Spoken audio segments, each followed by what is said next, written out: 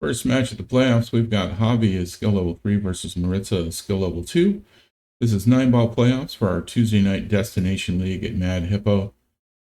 Maritza gets the lag. It's going to have Javi rack him up. Javi's got to get to 25 points for the win. Maritza only needs to get to 19. Tried going with a 2-camera setup today for this recording. Unfortunately, the one camera being wireless lagged very badly. Did give up on trying to use that camera after a few attempts. So for the most part, we'll be watching this playoffs from this angle right here. Fortunately, this camera is a little lower resolution than some of my other ones that I've used in the past. Just getting started with this stuff, trying out a few different things. If you have any recommendations for cameras to use, please go ahead and leave them in the comments.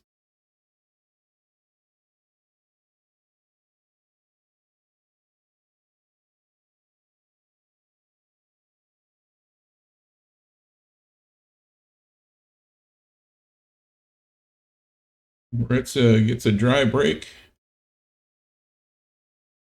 With the one ball out where Javi's got a pretty good shot at it.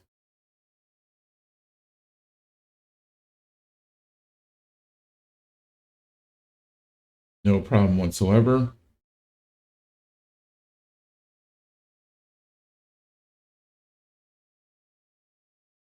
Two ball is pretty close up there to the 9 ball. Kind of hard to see whether or not it will pass from here to the corner.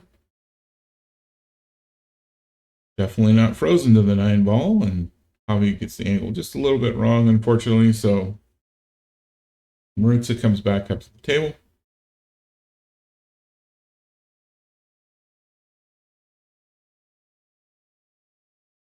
Not able to get the angle on the 2 for the corner, but manages to leave Javi with a kick shot, which he does not quite get. Looks like he was standing up and kind of throwing his elbow out as he took the shot, so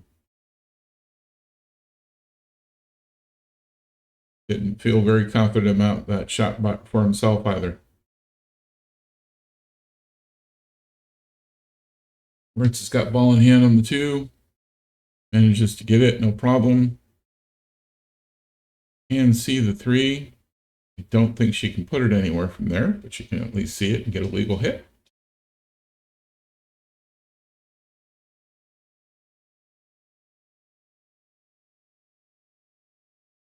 Got some discussion going on. I don't believe a timeout was called. Since we're talking to the player, though, that should be a timeout. Should be marked as a timeout on the sheet.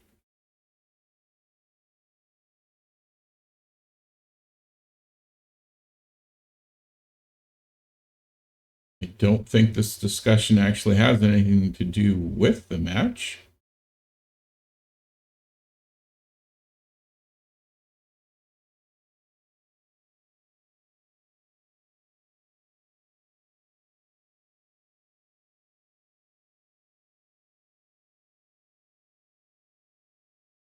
Okay, good legal hit on the 3. Does manage to place the cue ball so that Javi's going to have to kick at this once again. Trying to measure up the angle he wants to get in order to get a good hit on that.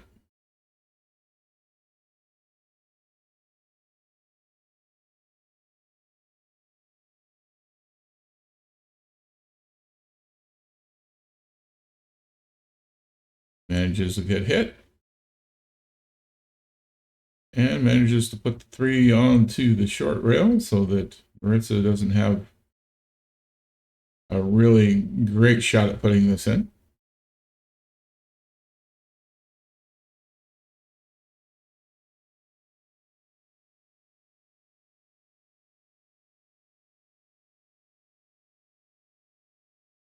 Now he's measuring up his angle, trying to get this into the corner pocket, the lower left.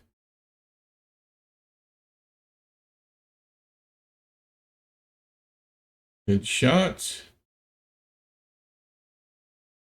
Glided with a 4-ball, had it drift up to the center of the table.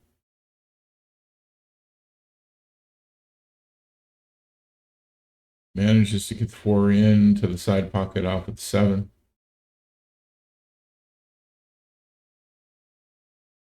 Sorry about the scoreboard at the moment.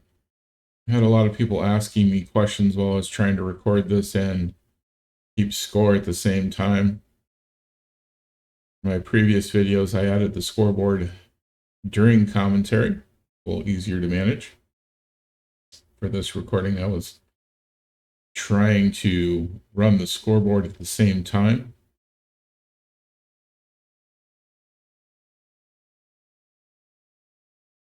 As this is still pretty new for us down there at Mad Hippo, recording these matches, getting a lot of questions, having to field a lot of questions during recording.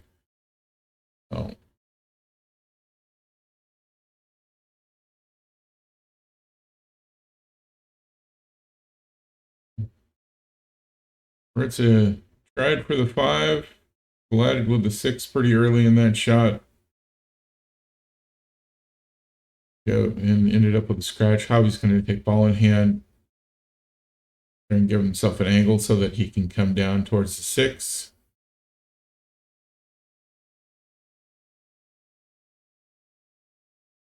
Got a pretty good angle with the 6. Pushes the 9 towards the corner. Fortunately, it comes back and gets middle of the short rail.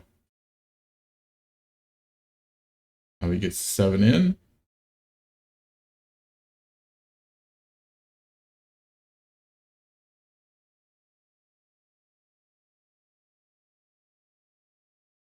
Shot at the 8. Unfortunately, did not go. Rattled in the pocket there. Going to give Maritza a pretty easy shot for the 8 ball. If she does it lightly enough, she'll get a good shot at the 9. Unfortunately, she hit it a little harder than necessary. Came out to the center of the table with cue ball. Trying for a safety shot on the 9. Ended up with a little bit of an angle that's going to give Javi a shot, but not an easy one. Jason's going to give him a timeout.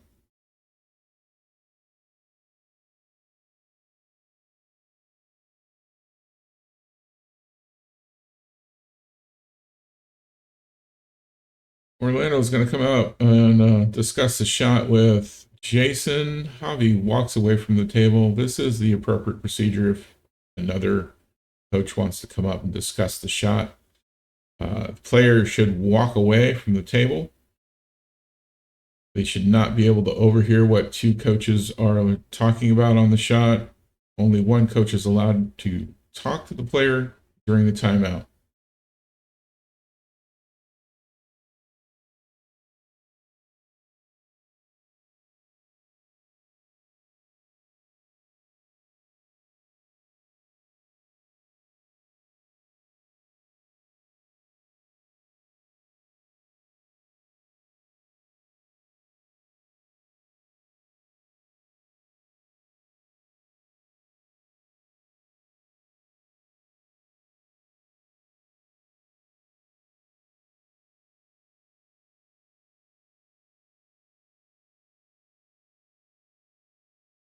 All right, went for the safe.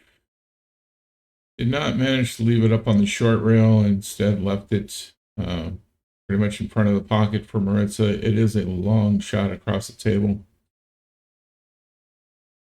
With the cue ball pretty close to the short rail on the end she's shooting from, but Maritza manages to get it.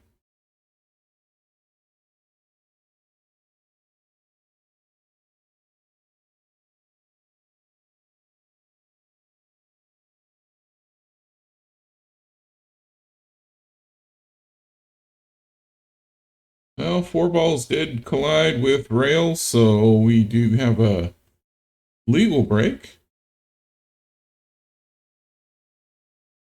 Javi goes and breaks the rest of that cluster up, hoping for something to go in.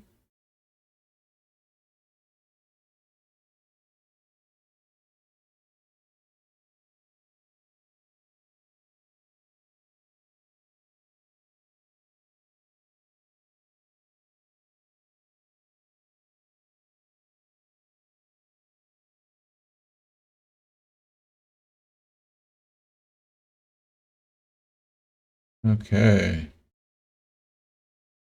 Looks like the 7 might. Nope.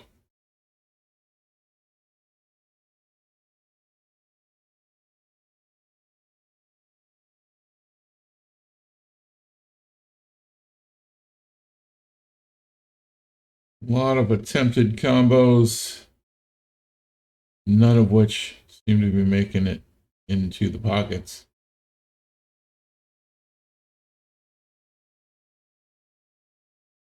That was another attempted combo. Did not produce the expected results, but did get one ball in. The 4 ball went into the side. One ball still on the table.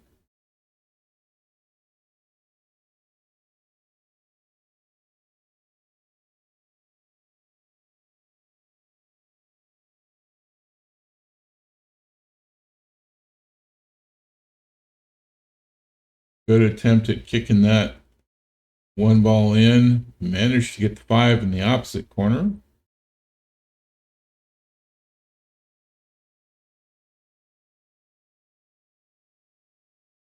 Still trying to get that one ball off the table.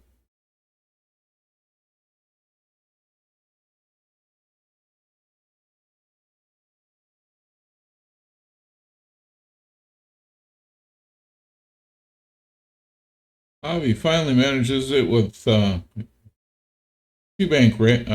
rail bank.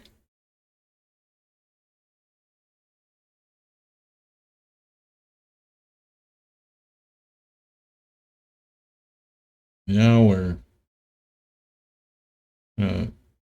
chase the 2 ball for a little bit.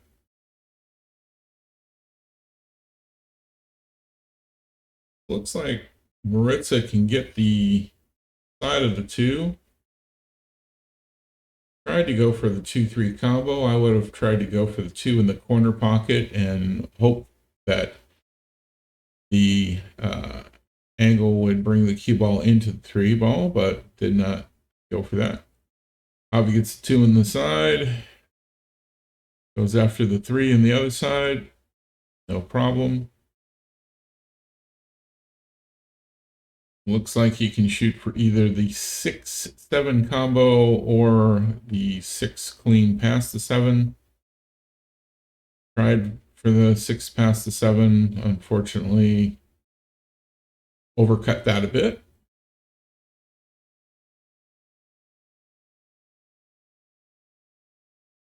Maritza's gonna have to have a bit of a back cut for that. Not quite enough. Get it in. Javi looks like he's got pretty much the same shot. Jason's going to come up and try and give him some advice on this.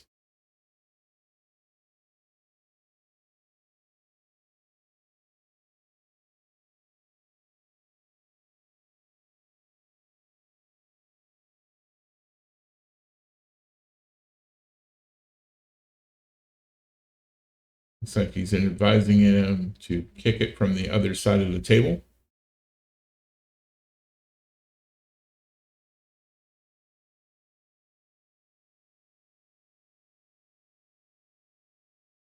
Good hit. It looked like it was headed for the corner pocket. Unfortunately, the cue ball got in the way.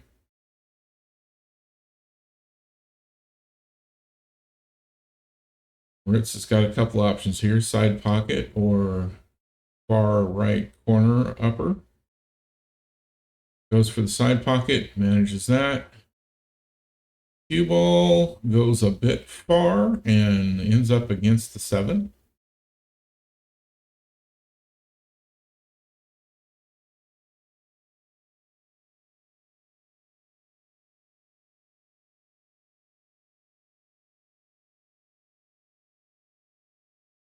I'm called in to watch the shot. Everyone else is hopping up to see whether or not the balls are frozen together and the 7 frozen to the rail. In a situation where the cue ball and 7 are frozen together and the 7 is frozen to the rail, what would need to happen is the cue ball would have to be shot away from the 7 and then come back and collide with the 7 before either of them would then hit another rail. in order for it to constitute a legal shot. Determination was that they were not frozen together, and so that constituted a legal shot there. Fortunately, nothing went in for Maritza and left Javi with a pretty easy shot on the 7 into the corner, which he makes. Again, a little hard though, because now Javi's going to have to try and bank. If he'd hit that a little softer, he might have had a better cut shot into the corner with that. Getting another timeout from Jason.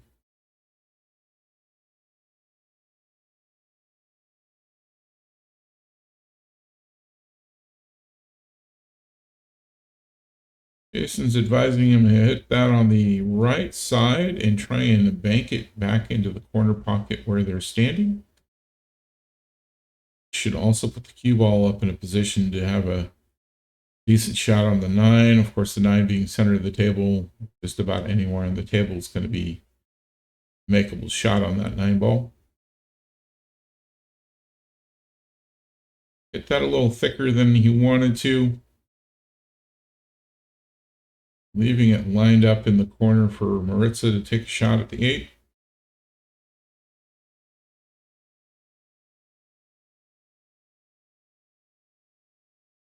Which she manages.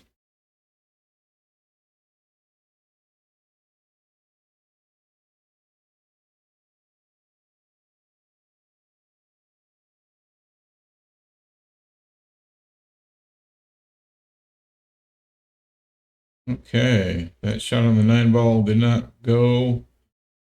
It almost went into the side pocket after its attempt at the corner pocket. Even Javi with a shot at it.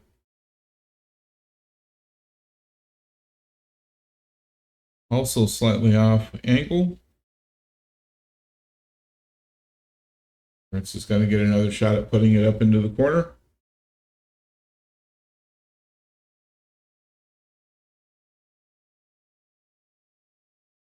Once again denied.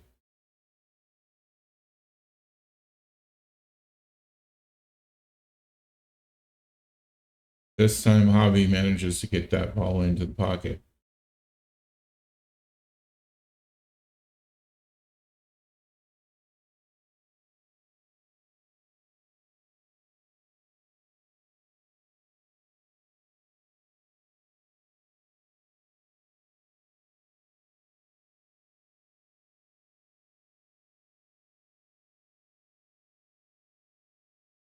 Javi pops that cue ball up off the table during the break.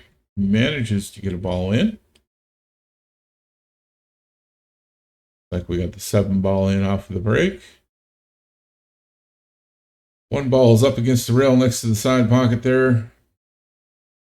Not sure what Javi was attempting there. Maybe a bank into that corner pocket that it came close to. Did manage to get the 1 ball behind the 3, which would have been an angle on the 2. That would have been makeable. Makes it a very difficult shot for Maritza. Sparky's going to come up and give her a timeout. Try and give her some advice on how she can get a good legal contact with that 1 ball.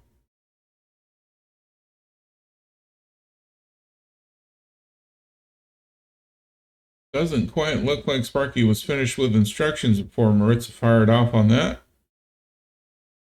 Going to give Javi ball in hand.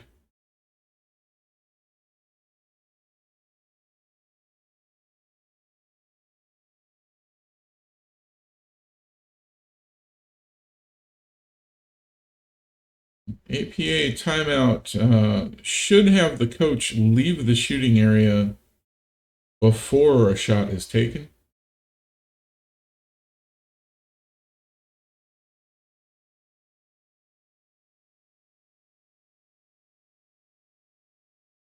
Shot on the 2 goes in.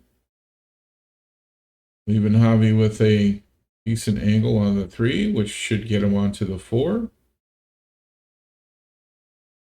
From here, though, he's got to get all the way to the other end of the table for the 5. Jason's going to come up, try and give him some instructions on how to accomplish that.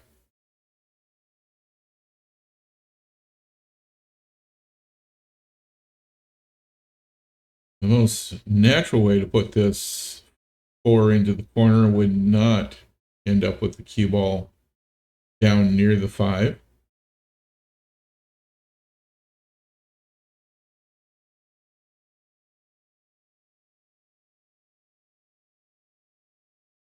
But would instead leave the cue ball up at that end of the table.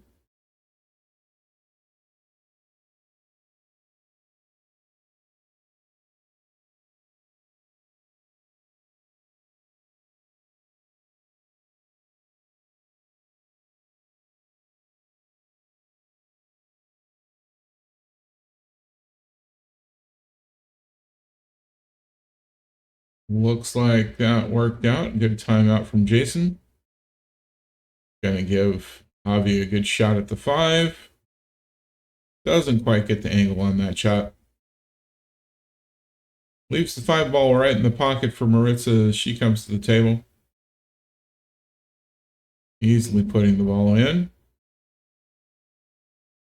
Gets to the other end of the table with the cue ball, giving her a nice shape on the 6 for the side. Pockets that ball. Fairly decent angle on the 8. That should give her a good angle on the 9.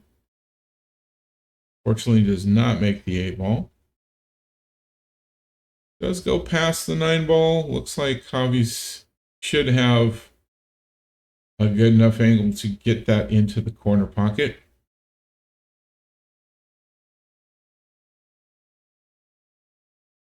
Bounce back up to get a good angle on the 9 ball. Orlando's going to come to the table and give Javi a timeout.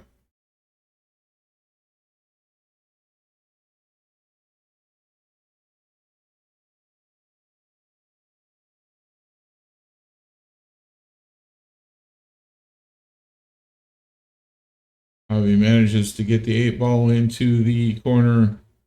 Had to cheat the pocket a little bit on that. Fortunately, it does leave the cue ball on the short rail. Not a great angle for the 9 ball here. Just misses his shot.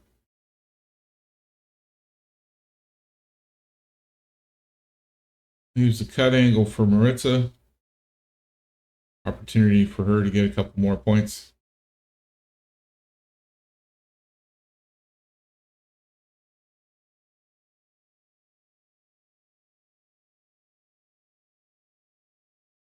Maritza tries to bank that. Doesn't go. A little bit more of a natural bank angle here. Looks like Javi's lining up for the cut, though.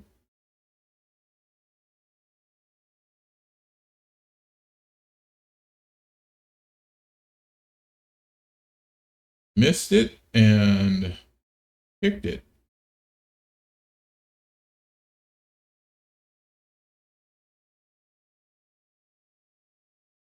Bit of a tough shot here. Possibility of a scratch for Maritza, depending on how she hits this. She hits it pretty thick, which did not go where she wanted it to go. Another cut angle for Javi into the corner.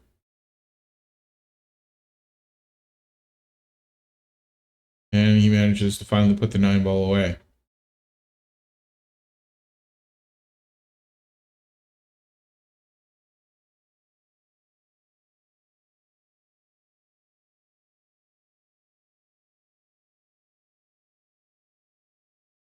Correction to the scoreboard here. There was a lot of questions being asked, so unfortunately did not have accurate score. Once the scorekeepers conferred with each other and verified that the score should be 21-9, I corrected mine.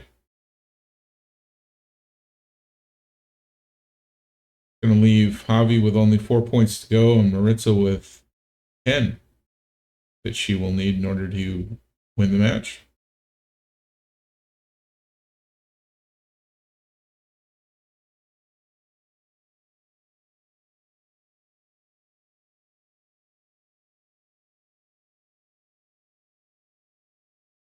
Ball in. 5 ball goes from the break. Gonna bring Javi A shot on the one.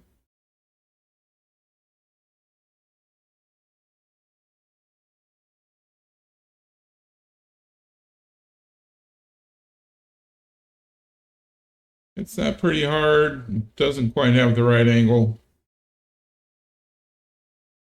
Fritz is going to come back to the table with a shot on the one.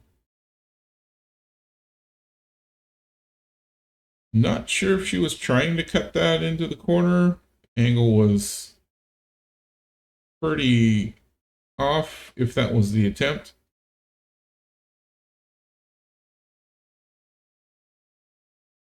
Javi gets a two bank, one into the corner, leaving him with two balls to go in order to win this match.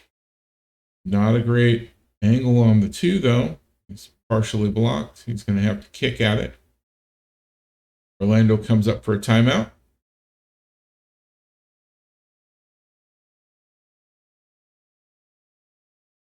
Looking at the angle to kick to the rail where he's standing in order to get at the two. Kind of looking at the options. I think kicking from the other direction makes a bit more sense here.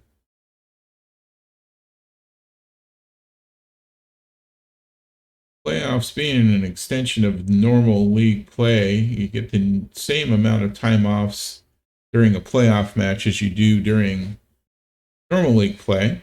There is also no timer in place on that timeout. Always a good idea to try and keep your timeouts as short as possible. Keep within 1 minute if you can.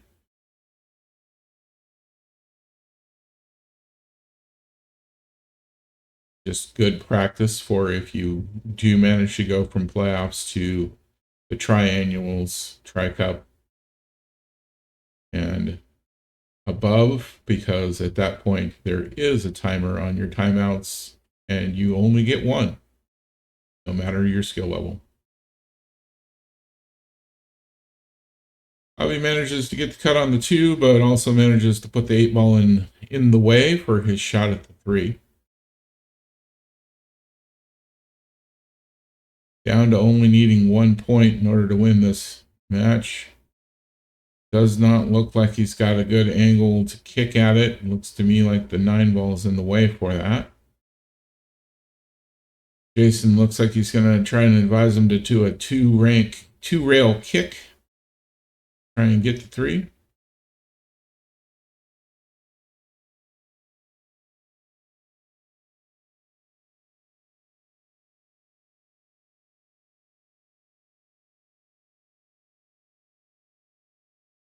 And unfortunately, that attempt collides directly with the 7-ball. Going to give ball in hand to Maritza. Lines up pretty straight on it. I would probably give myself a bit of an angle so that I came down table towards the 4. A little bit of left to the ball does accomplish the same sort of an approach, however, so she does come down towards the 4, not as far as possible, but ends up with a scratch. Javi's going to have ball in hand for the 4-ball. He only needs this ball in order to win the match.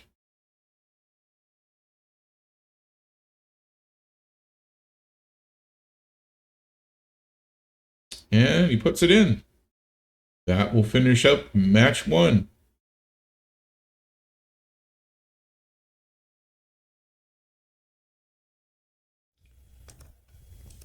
Next match is Roe versus Myria.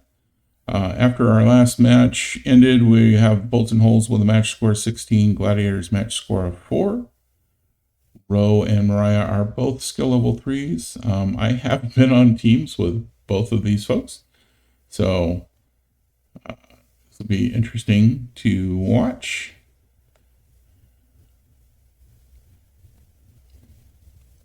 Roe has won the lag on this one. Myria's going to rack up.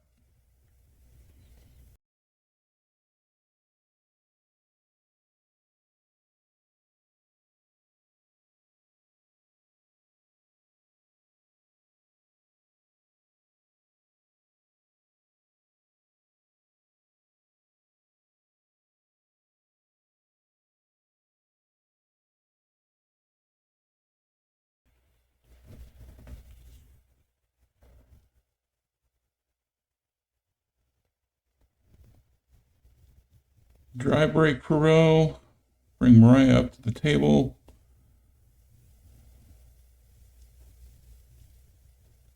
The one is easily available for her to take a shot at.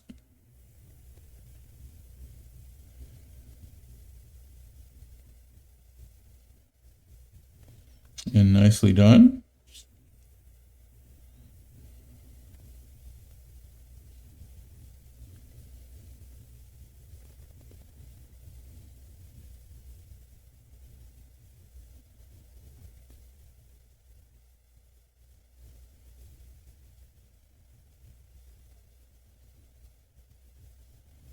And again on the 2-ball. Cue ball position on this one. Looks like it might be a little difficult for Myria to get that 3 in easily. A little closer to the 9 than really beneficial. And just misses it.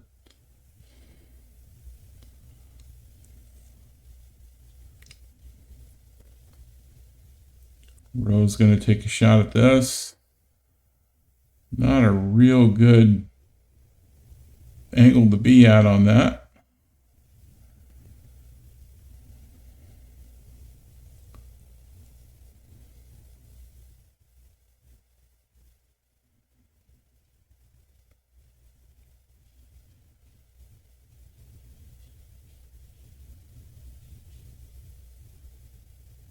I've been asked to come up and keep an eye on the shot, make sure she doesn't get a double hit on this. No problem avoiding a double hit. Unfortunately, did not get the 3-ball in the corner.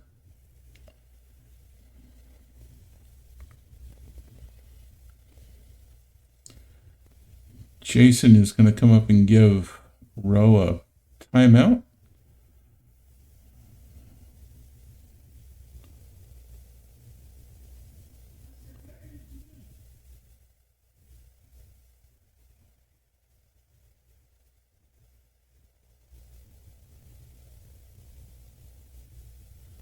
And try and find the best path around this 6 and 7 ball in order to get at the 3.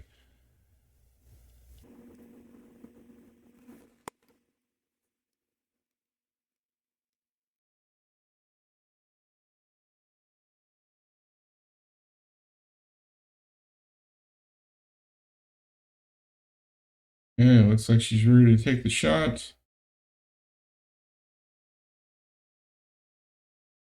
And good hit.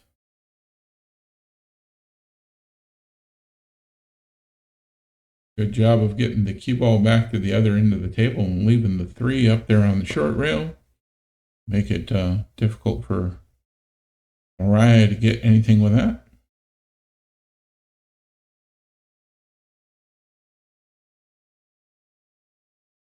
She manages to connect and bring the ball around the table.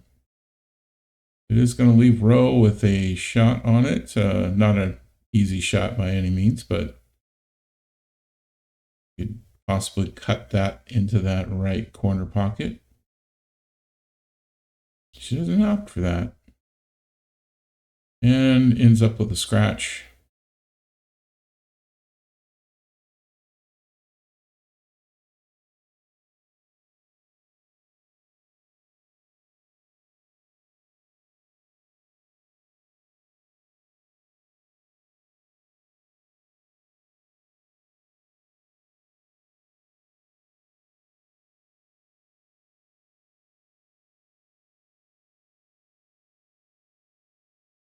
As looking at the 3-8 combo here, I probably would have gone with 3 in the other side pocket and try to get a bit of a backspin on it in order to get the 4, but that worked out for her. She's got the 8 in and the 3 available for the corner pocket.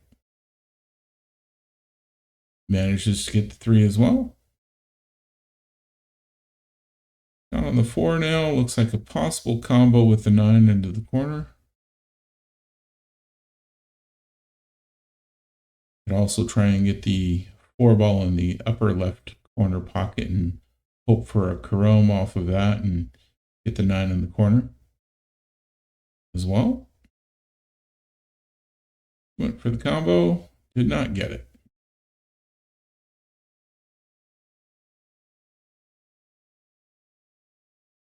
That bump of the 5 ball left the cue ball where Rose got a shot on the 4.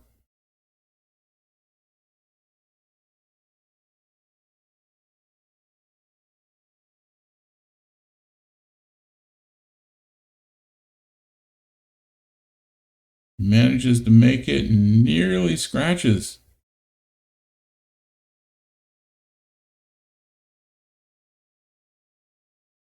Cue ball hangs in there though in the pocket. And she does have an angle on the 5. It's a long shot across the length of the table.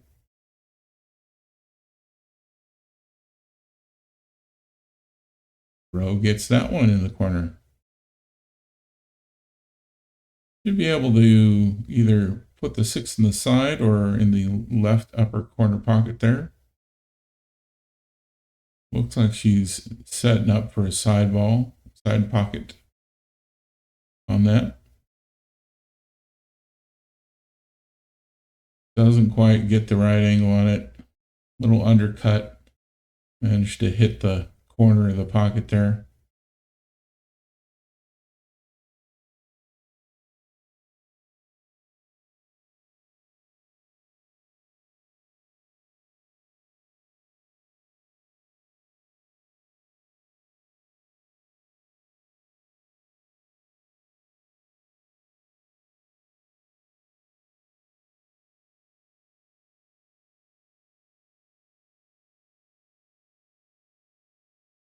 Little overcut on that 6 ball for Myria.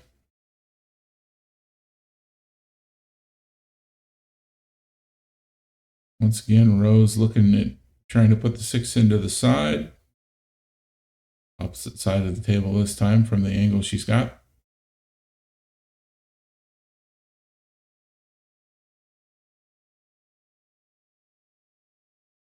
Perfect shot that time. That cue ball will slow down. It's going to give her a good position on the 7 as well. All she has to do is put this 7 in, not overhit it, and she'll get perfect onto the 9. Orlando's giving her a timeout for this one. Trying to make sure she doesn't overhit this ball.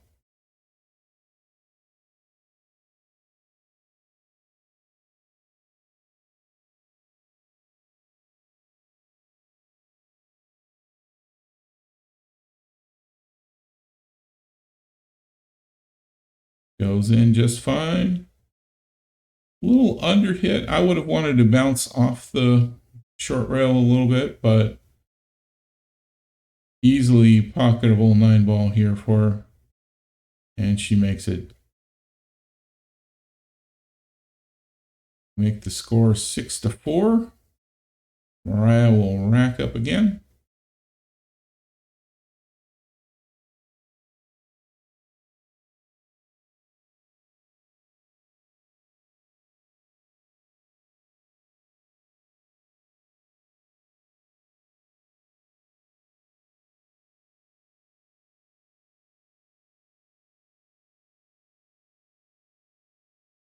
Another dry break. That 1 ball and the cue ball are right next to each other.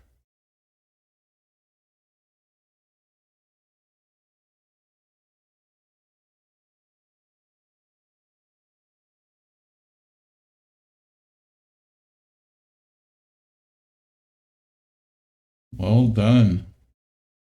Managed to jack up on the shot there in order to avoid a double hit and still get the 1 ball in the corner. 2 balls on the rail though.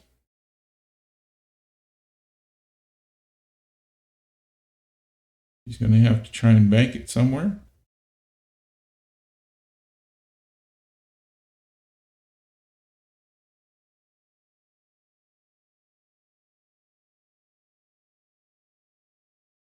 Doesn't go.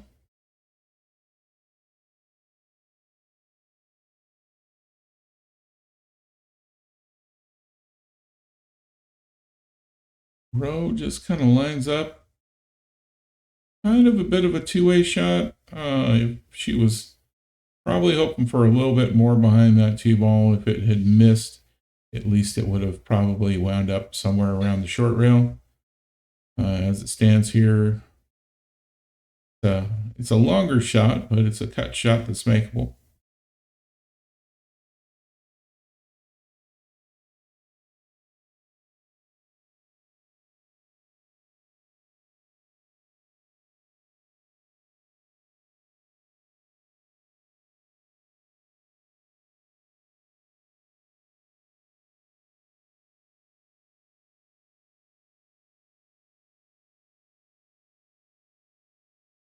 Not quite the right angle for that one.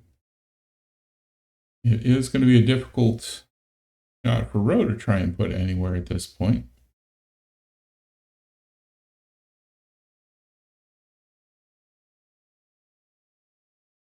Almost knocked the 9 ball into the corner there.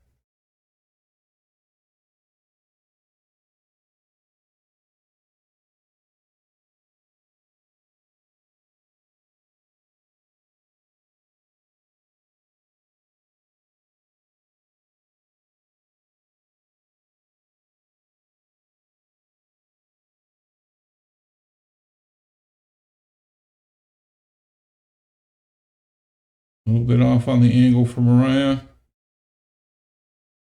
Will be a bit of a back cut to try and get that up in that corner pocket. That back cut could work out in Rowe's favor and get the 3 ball down to where the 3 ball is with the cue ball. And a little bit harder than what would have really been perfect for it. Still a makeable ball.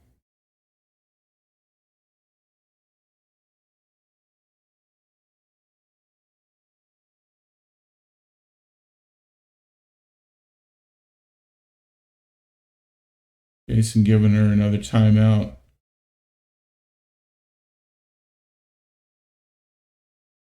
Probably advising her to go for a safety on this instead of trying to cut that into the side.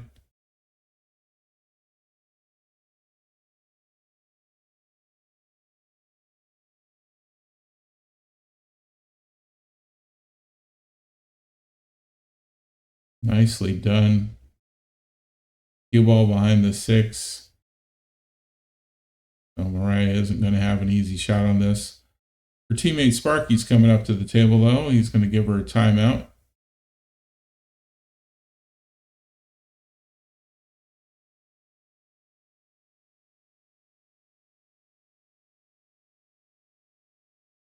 And Myria, unfortunately, hit the 9 ball with that. That's going to be ball in hand for Rowe.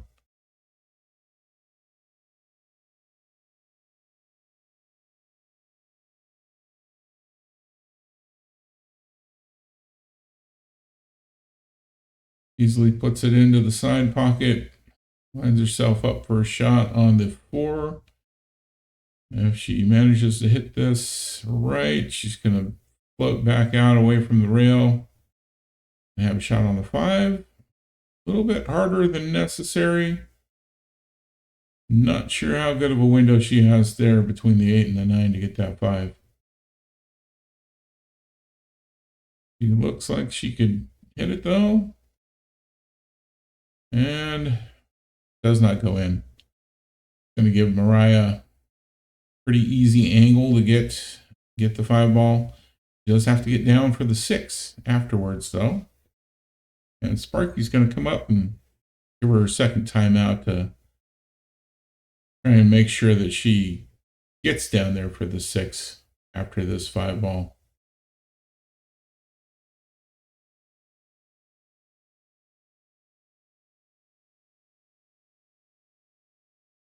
Well, that's split right between the 8 and the 9. Pissed off with both of them. Wound up down there next to the 6 though. A little more distance between the two would have been an easier shot, but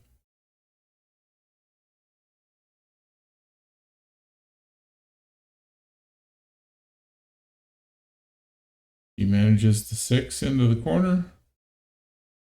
Comes around, has an angle for the 7. Again, not an easy angle.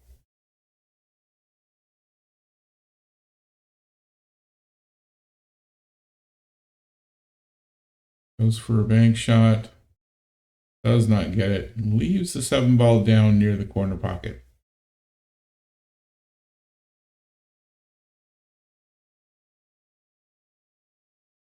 Rowe puts that in. Comes back around. Not the greatest angle on the 8. She's going to have to try and bank that or cut it up into the corner. She goes for the bank. Beautiful shot. Gets it right in.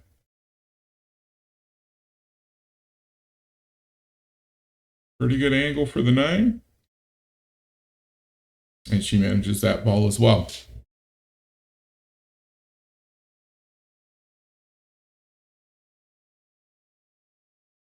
Both Rowe and Myria are racing to 25. It's skill level 3s. Rowe's got the lead at 13 over Myria's 7 at this point.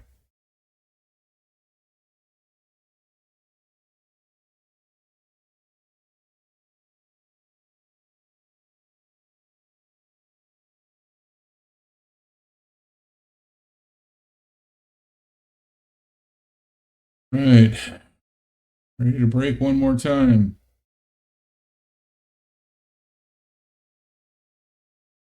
Nice break. This time 2 in on the break, no problem.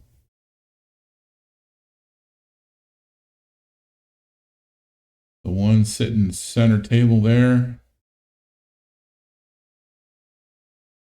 Rowe could put this in the side. No problem at all. Unfortunately, scratch. That's going to make for a dead ball and ball in hand for Myria.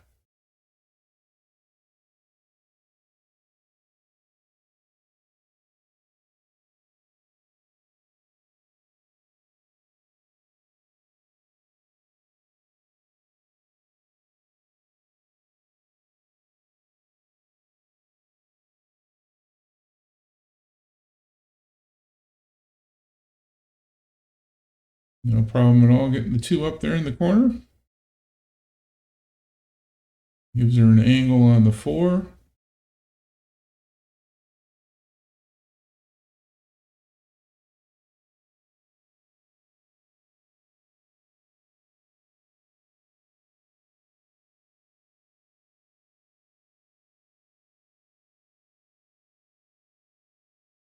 A little bit overcut on that.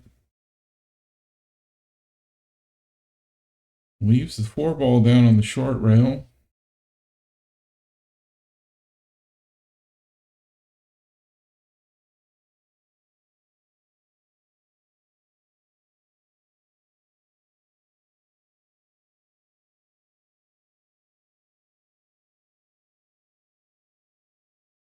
Wasn't able to get the angle on that there, but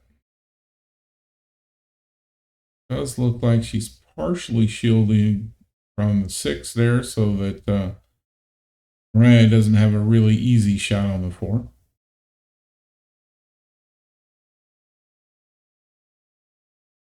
But she's going to try and bank it.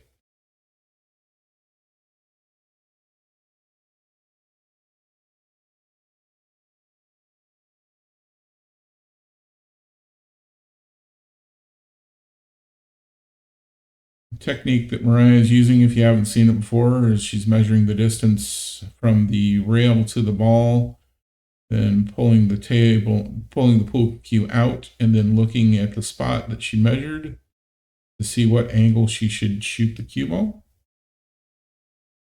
Fairly effective. You do have to keep in mind how hard you hit it, of course, because the harder you hit the rail, the more that will change the angle as the cue ball comes off of it. Ball in hand for Rowe. She puts the 4 in easily. Again, a little under hit. I would have wanted to come off that rail a bit for a little bit better angle on the 5. Going to have to back cut this a little bit.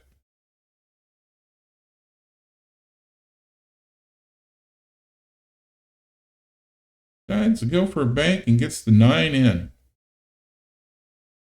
It's going to have 3 more dead balls on the table.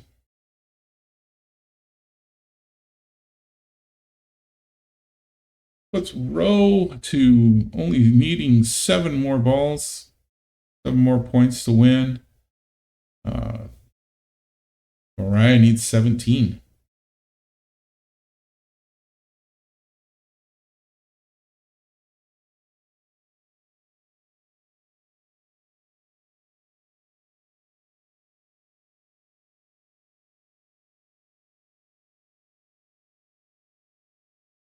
Another break with a ball in for row. Doesn't look like she has a great view of the 1 here. Possibly going to go by the 7 and put that into the side pocket though. Looks like she can see enough of it for that. Looks like she's choosing to take a bank at it and kick at it anyway though. Does not get the 1. Collides with other balls down at the end of the table. Ball in hand for Myria.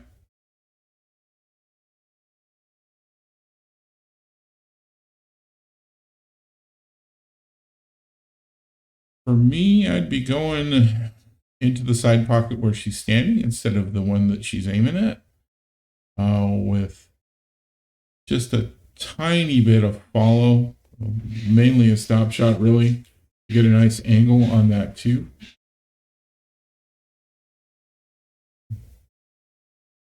Myria goes for a stop shot into the closer to a side pocket though. Still got a shot at the 2. I would have wanted to be a little bit further on the other side of the table for it, but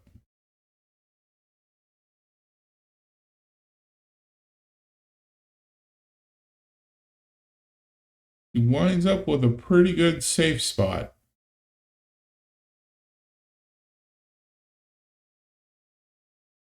And bring Jason back up to the table, give Roe her first time out of this rack.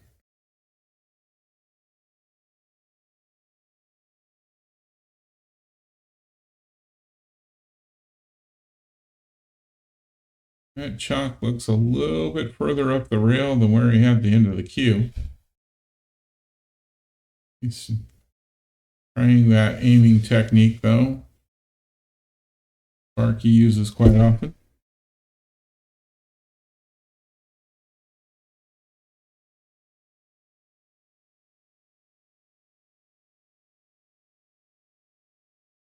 Just misses the 2 ball on that. Good try. And it's going to give Myria a ball in hand, though.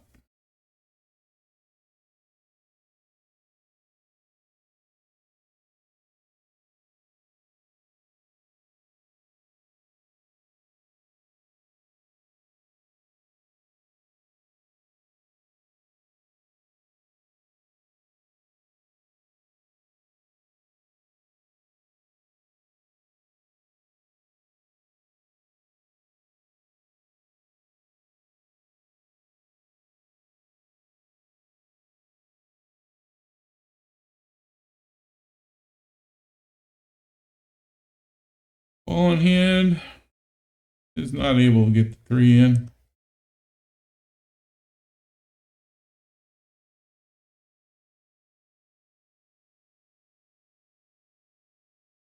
Excuse me, she got ball in hand on the 2 and then was not able to get the 3.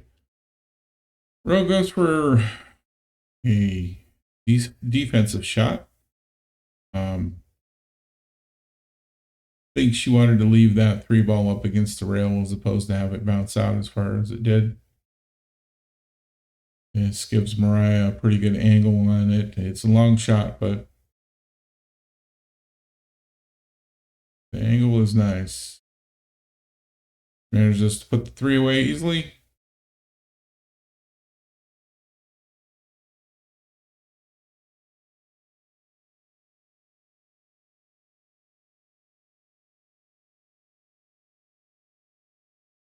4 hangs up in the pocket. Rose going to get a shot at that.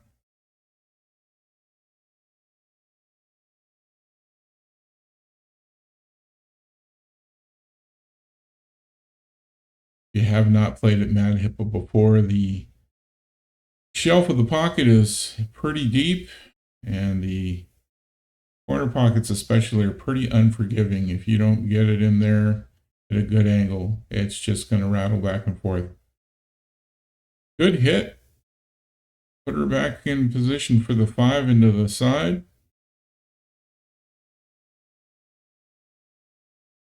It's that awfully straight.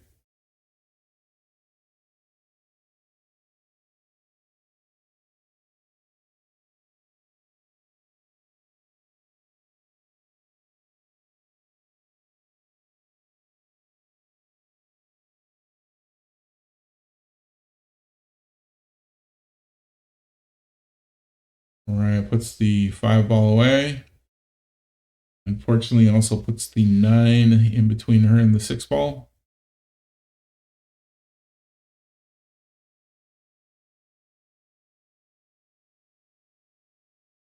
I'm going to give it a try. I think she's got it just enough to see the side of the 6, so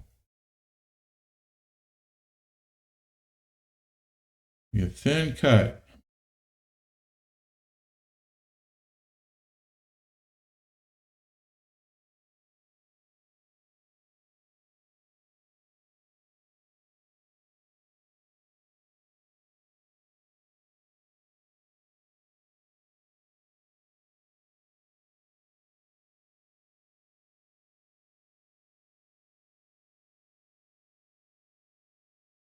Nice shot.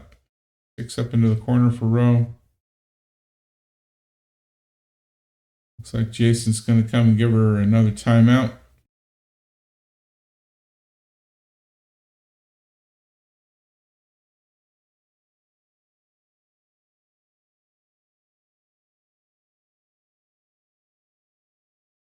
Almost looked like she may have miscued a little bit on that one. Definitely don't think that's what she was aiming for with it.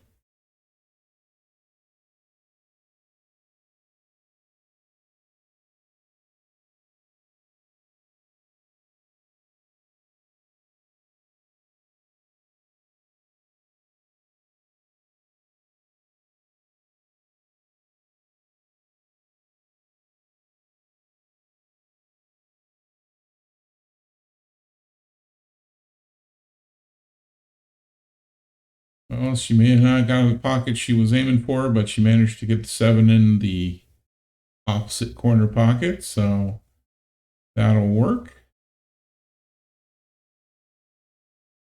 Then I have to either cut this just right. Looks like Sparky's advising her to go for the bank. And she makes the bank shot, no problem. Rose's turn to rack this up.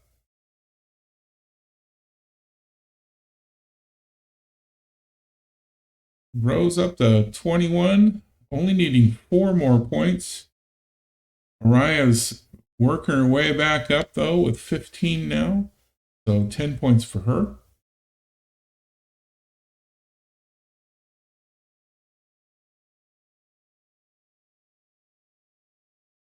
Both players getting some encouragement from their teammates.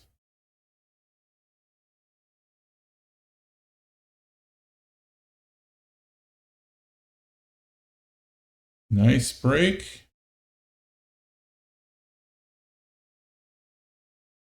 Got 1 ball shot right into the pocket.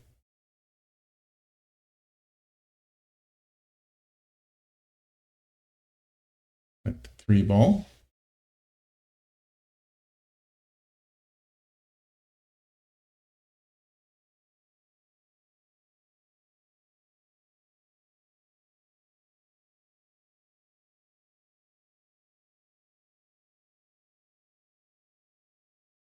Nine ball sitting right center table to be Pretty nice place for it when you get to that point. Practically goes anywhere, from anywhere.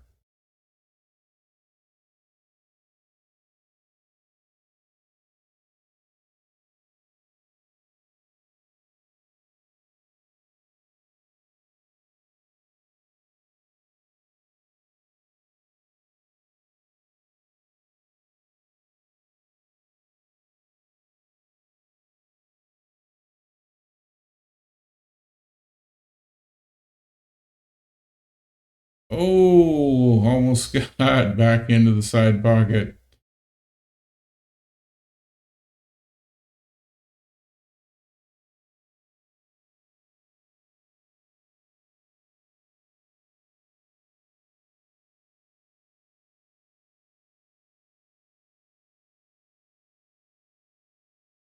Myria goes ahead and puts the one into the side. Ball will slow down. She'd have a better angle, but she still got a shot at it in either the side pocket or the corner. Corner being a little easier.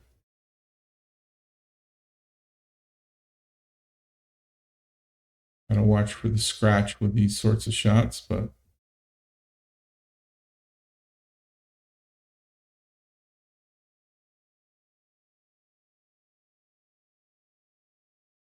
avoids the scratch, but unfortunately also does not put the ball in.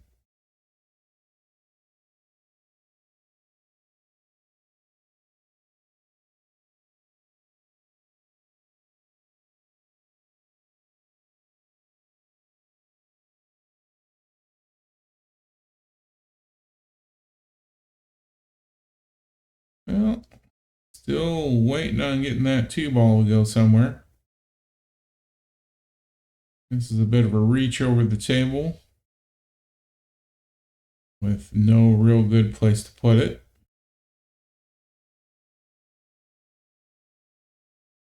Decent job of getting a defensive shot on it, though, from Myria.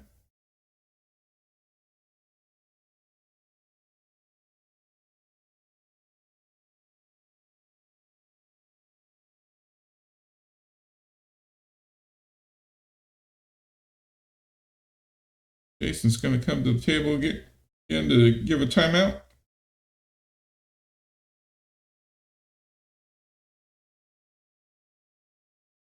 Definitely looking at a defensive shot.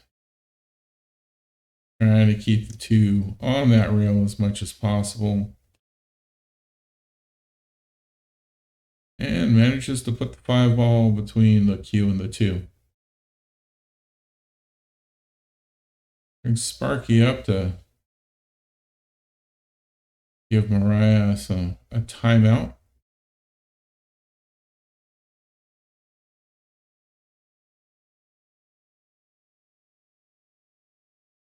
Myria isn't super comfortable with kick shots.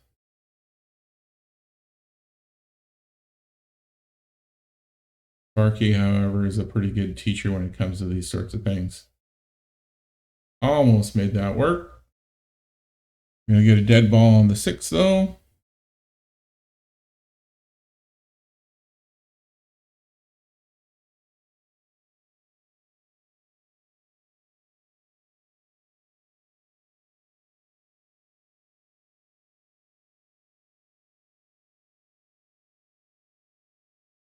Ball in hand for Rowe. Orlando's giving her a timeout. Trying to help her get lined up so that she has a good shot after this shot.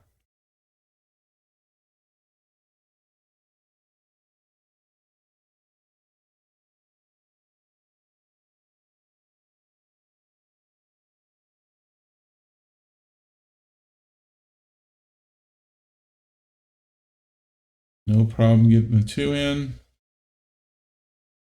A little further up table would have been nice for this next shot on the 4, but she's got, she can see it. Should be able to get it.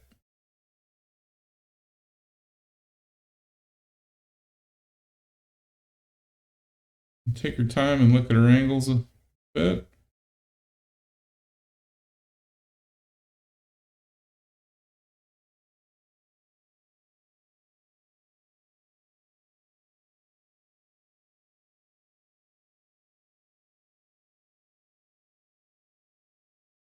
Oh, well, that's the way it goes sometimes.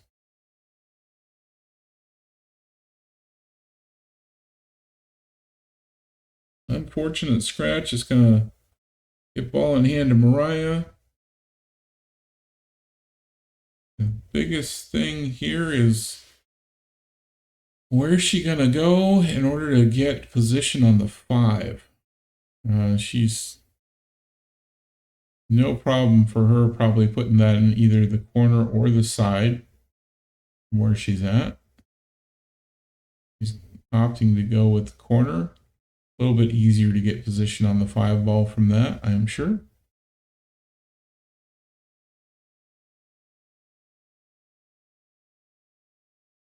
Manages to get the 4 no problem.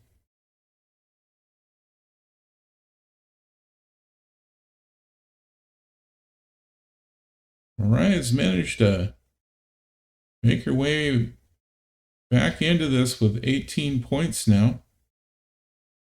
Rose at 22, still only needing 3 more in order to finish this game off.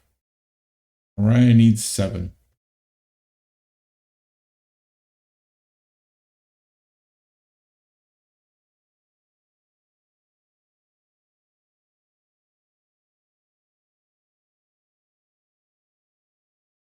Oh, another scratch for Rowe.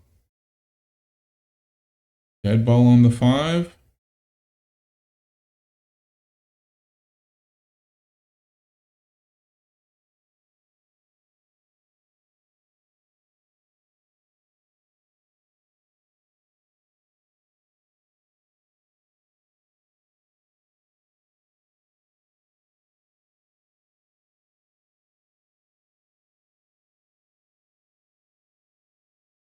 Bit of a straight shot there. I'm thinking she's going to try and bounce off the short rail, come back up table with it.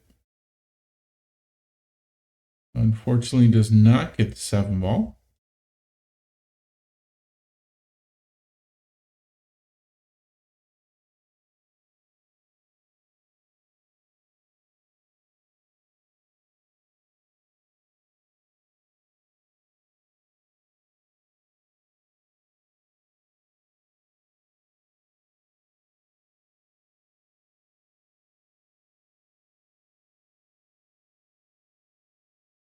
Rowe taking time out from her shot in order to get rid of a fly on the table. And unfortunately overcuts that and scratches.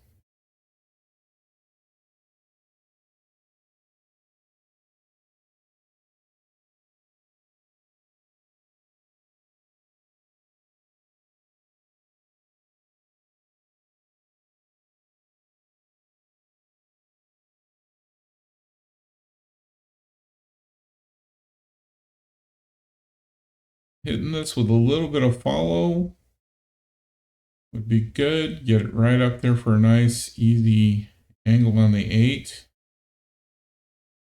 More of a stop shot. More of an extreme angle on the 8 ball for this one next.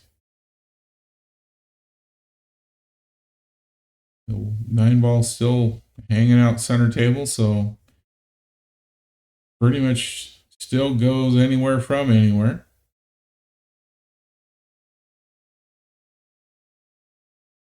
Ryan misses the 8 ball though and goes back to the table.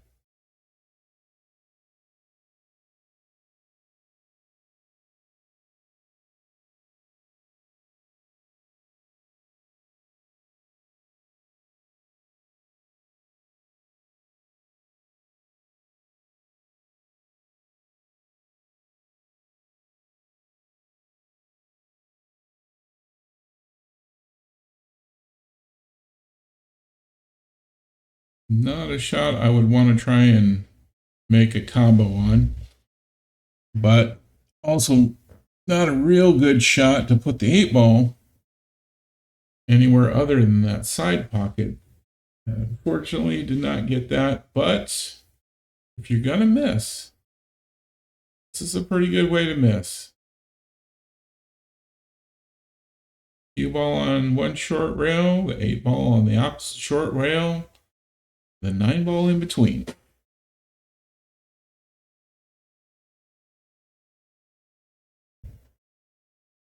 Sparky setting the chalk on the rail there as a marker for Myria to shoot at.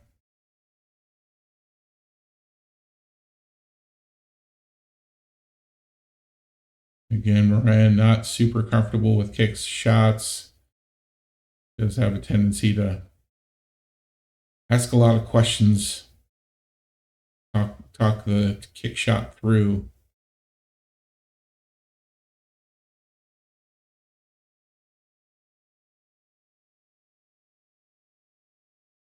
Unfortunately comes up missing the 8 ball that time around, so ball in hand.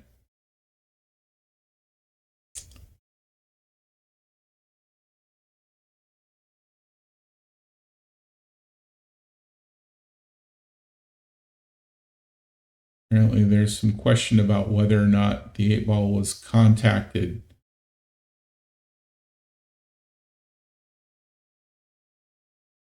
From the camera angle, I can't see that it hit the 8 ball at all. As fast as it was going, I would imagine the 8 ball would have moved if contact had been made. But no one watched the shot. Myria is saying she at least touched the 8 ball. And without a person to watch the shot, neutral party, the decision on whether or not it was contacted is up to the shooter. So a bit of a discussion here.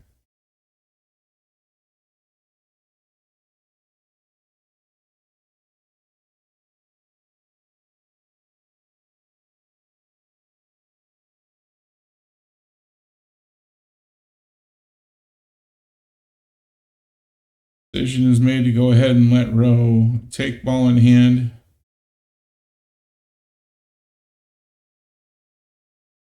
Unfortunately, took that shot really quickly and did not manage to get the ball in.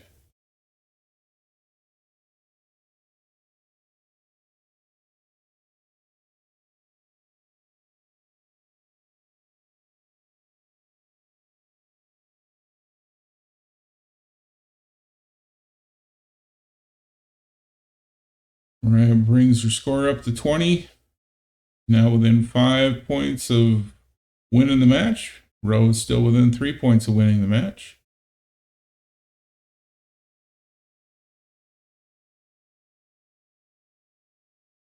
Nice shot.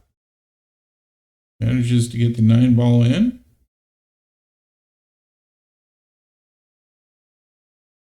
Going to tie this up 22-22. Each player now only needs 3 as we move into this last rack of the match.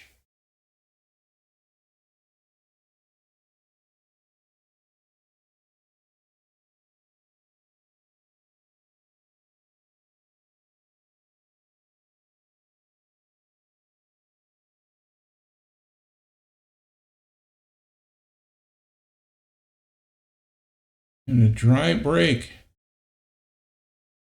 Looks like the cue ball will go in between the 2 and the 4 there. Or 2 and the 8 there. So that Rowe can hit the 1 at least. I don't know if she can get a good angle to put it anywhere. Looks like she can hit it at the very least, though.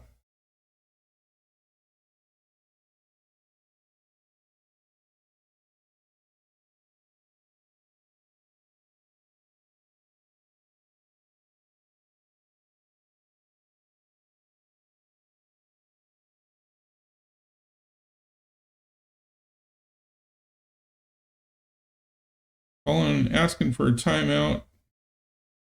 Orlando comes up to help her out and give her a timeout. Jason's taking a look at the shot.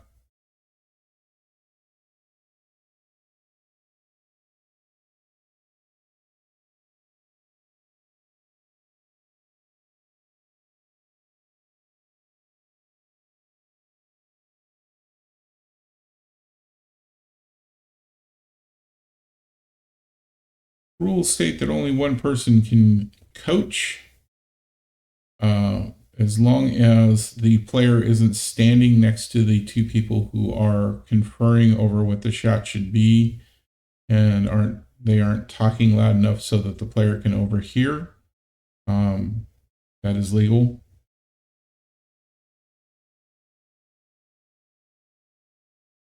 Generally speaking, when I have two people coming up and conferring over one of my shots, I do my best to walk away from the table. But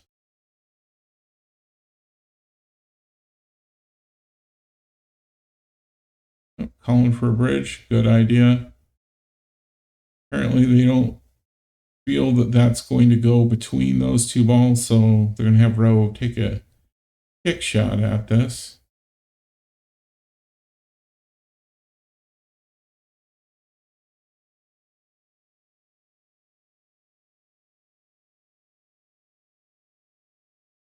And no good. That's going to give ball in hand to Myria. Sparky's going to come out, give a timeout. Want to try and make sure that Myria is going to have a shot on the 2 after the 1.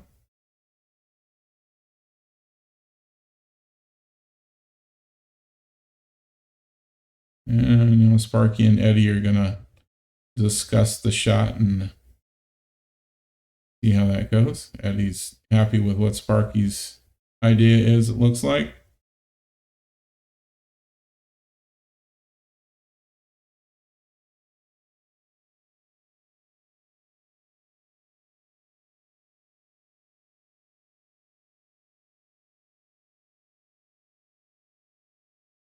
I think Sparky wanted a little bit more follow and a little bit more up on the rail from that, but it does give Myria a shot at the 2. Going to be another timeout for her here. Wanted her more on the rail, so this shot had a nice natural follow to come through and have a look at the 3. This is going to be a little bit more difficult to get onto the 3 after the 2 if the 2 is able to go into the corner. Also leaves her with the possibility of scratching in the opposite pocket.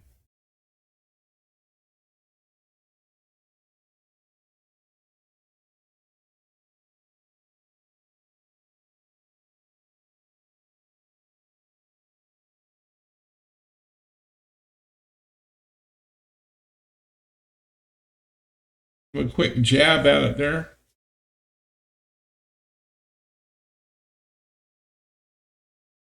And give Rowe another chance at the table.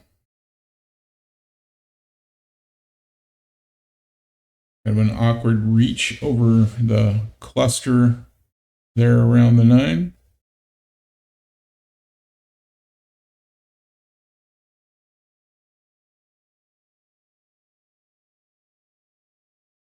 Manages a decent hit on it.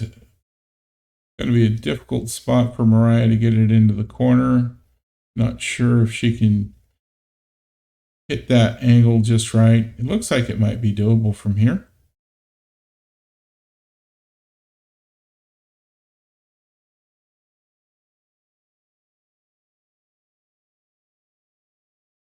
Well, if you're gonna miss, that's a good way to miss. Gets the 8 ball in off of a combo. Pretty sure that combo was not intentional. But she's also lined up for the 2 into the other corner pocket. Only needs this ball to win.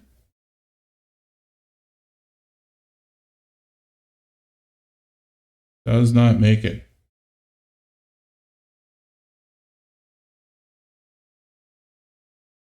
All right, Rowe's going to line up to try and get this into the side pocket. That is going to make it float up. She's going to have to watch her cue ball speed if she wants a good shot at the 3 afterwards. Well, that works too. Going further up the table, got another shot at the 3 into the side.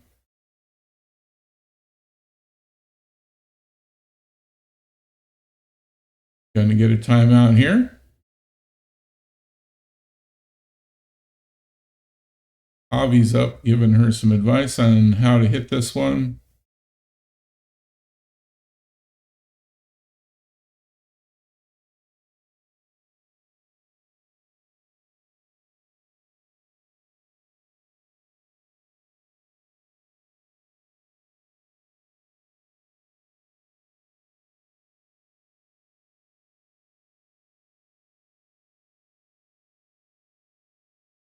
Jason giving Javi a little advice on how to advise Row.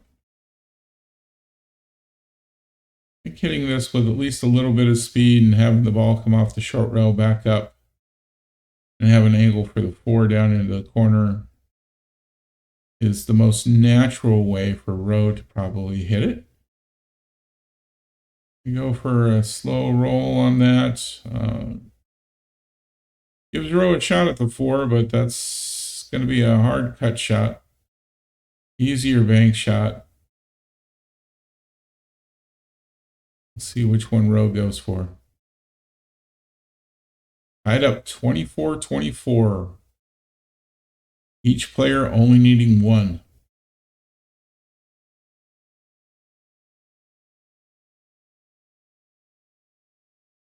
Well, that did not work out.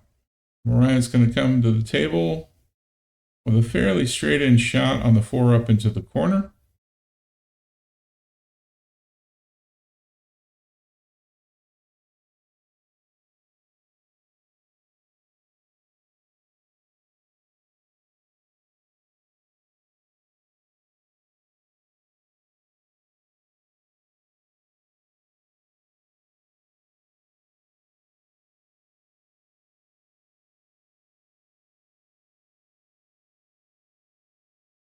Doesn't get the angle right.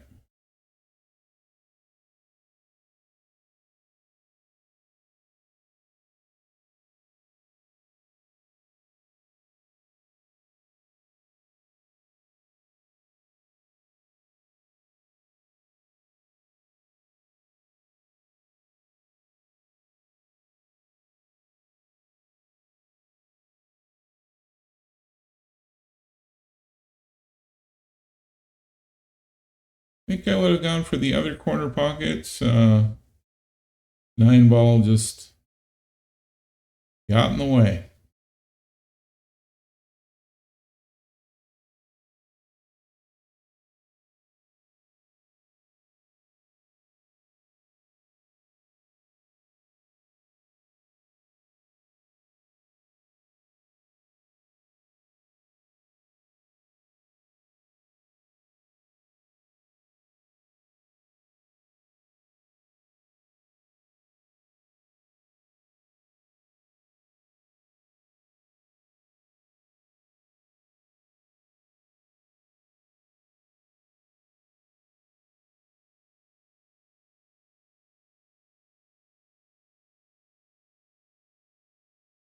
Looks like she's going to try and go for a 4-6 combo.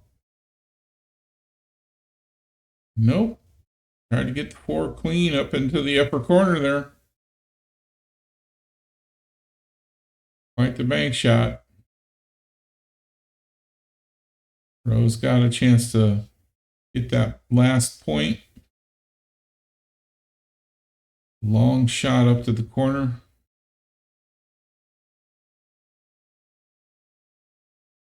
Did not make the angle. Gonna leave the 4 ball really close to the corner pocket with an angle for Myria to get a pretty good shot at it.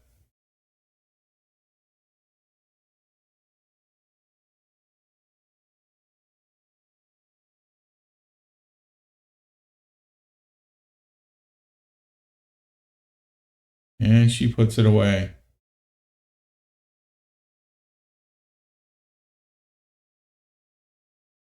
That'll make it 25 Myria, 24 Row, and the end of that match.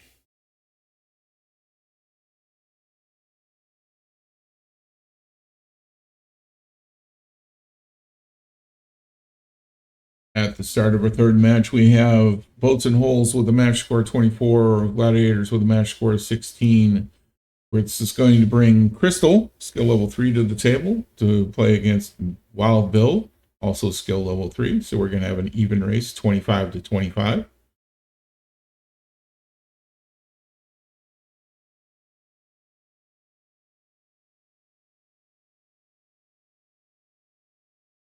Crystal wins the leg. Wild Bill racks him up. We're going to get match 3 underway.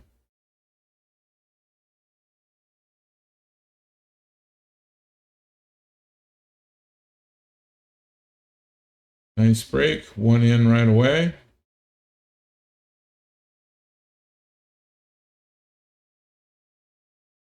She's got a shot on the 1 ball from here, which should give her a shot on the 2.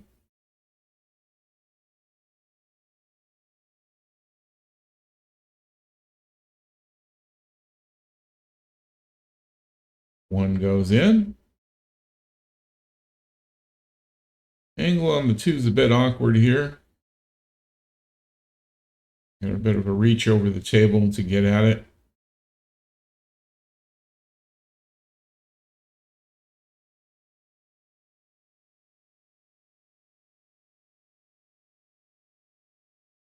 And get an extension added onto the full cue.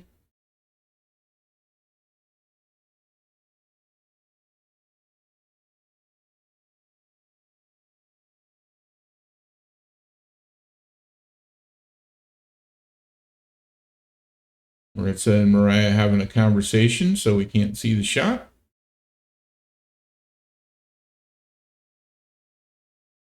Went for the bank. Did not make it. Did wind up with shape on the 3. Unfortunately, the 2 didn't go in, so going to bring Wild Bill to the table for a shot on the 2.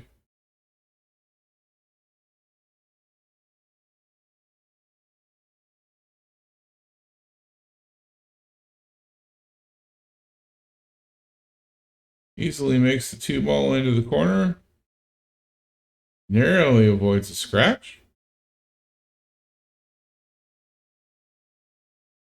He was hoping to get a better angle on the 3 ball for this next shot.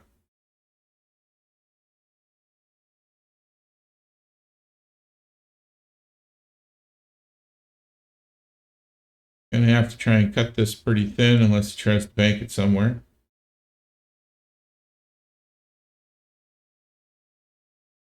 Goes for the thin cut. Doesn't make the shot. Crystal's got a pretty good angle on the corner. She hits it with a little bit of follow. She should be able to get a decent angle on the 4 after.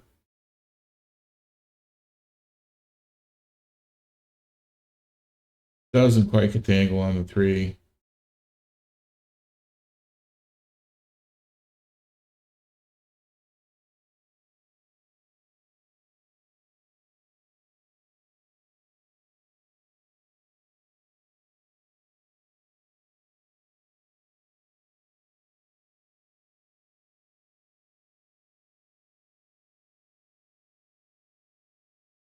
Wild Bill gets 3. Gets himself a nice angle on the 4. He gets it a good stop shot. He'll have a great shot at the 5 from here. Unfortunately, does not put in the 4. Did get a nice angle on the 5. But a follow on that would also gotten him to the 6 next. Bill does have a tendency to go up and down between skill level 3 and 4, so he's at the upper end of that skill level 3 as well. It's his cue ball control is a bit on the better side from most skill level 3s.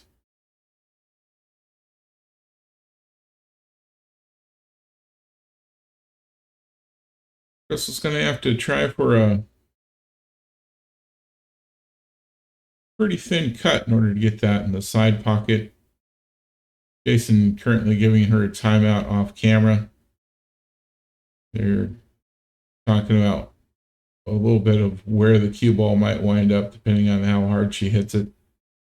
Trying to give her some advice so that she winds up with that cue ball having a shot at the 6. Thin cuts like this are difficult to control the cue ball and where it's going to wind up. Managed to overcut it.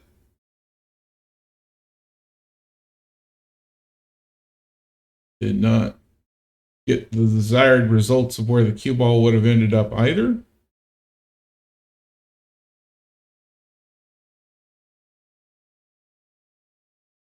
Going to give Wild Bill a shot at it. He went for the side pocket. I probably would have went for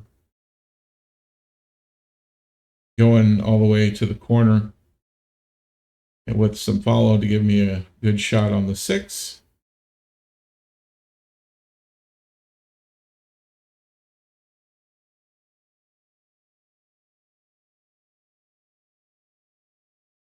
Tough angle for the side pocket for that shot.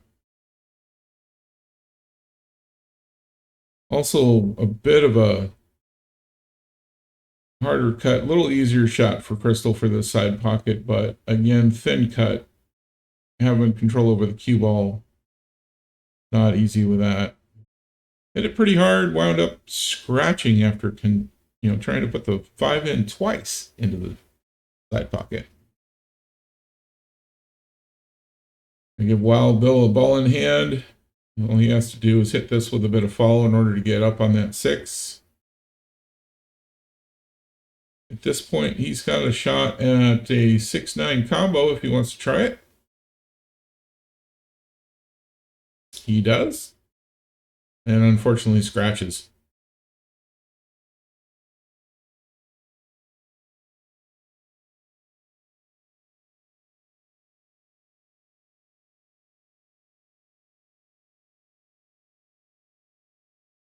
Jason's given her advice. This is a points game, is an APA match.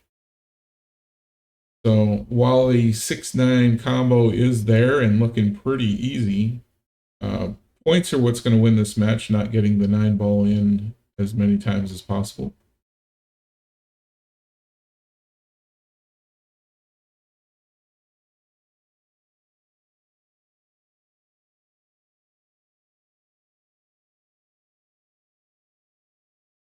So after that timeout discussion, Crystal picks up the ball. Looks like she still wants to go for the 6-9 combo. Bit of a stretch.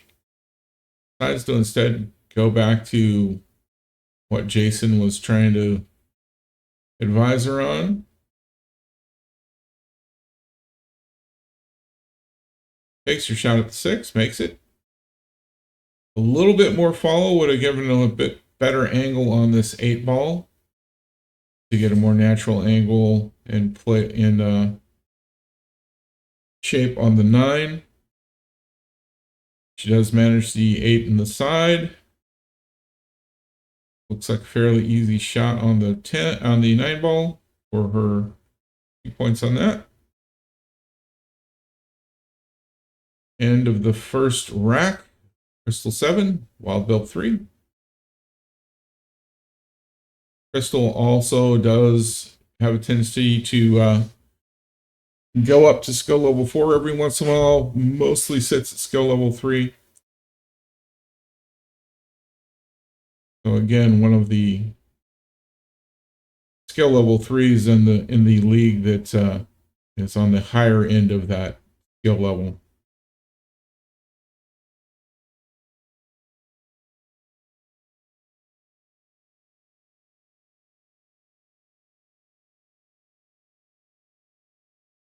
Break from Crystal, gets one in right away.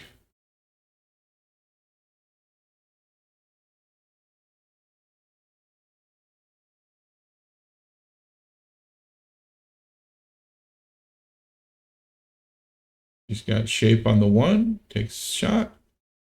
Overcut by quite a bit. Gonna give Wild Bill a shot at the 1.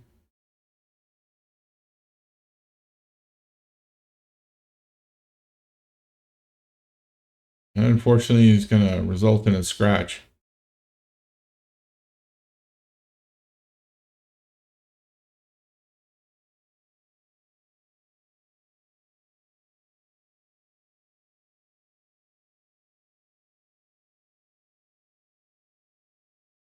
Tough call here. Which way do you go with the one ball in order to wind up with a shot on the two?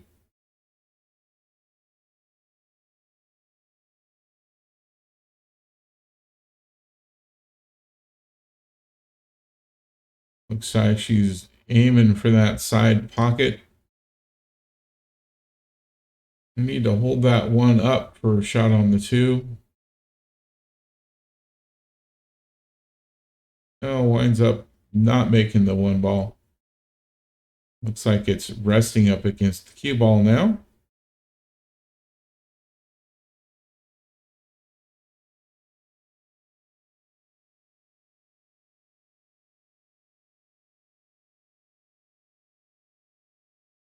While Bill weighs his options, just goes for a legal hit. 9 ball tries to float into the way. Partially successful on that. Looks like she's got a bit of an angle to work with.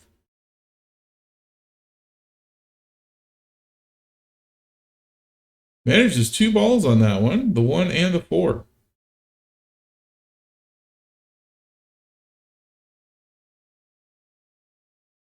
Gets the 2 in nicely. Bit of a hard cut for the 3 here. Unless she goes for a bank. Looks like she's going for the cut. Hits the 3, no problem.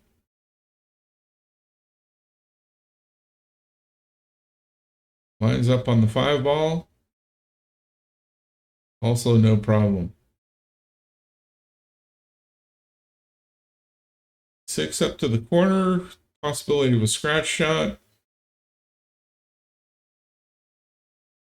Chasing, seeing what she's shooting at, comes up to give her some advice.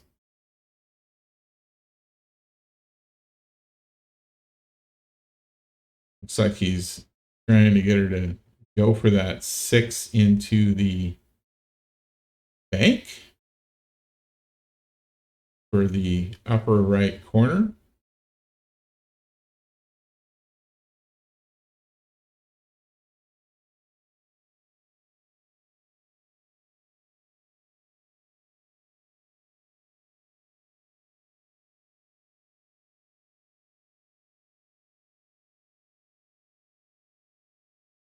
Good attempt. It doesn't quite go where we're hoping. The speed of the ball may have been a factor there.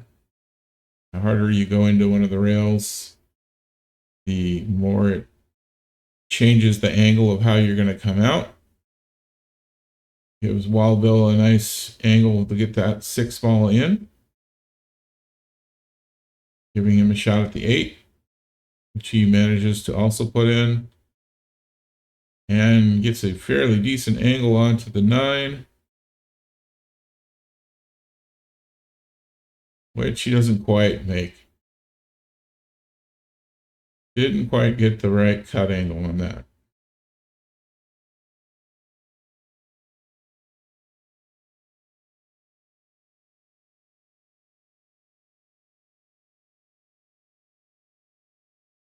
Crystal lines up, gets that 9 ball in. No problem.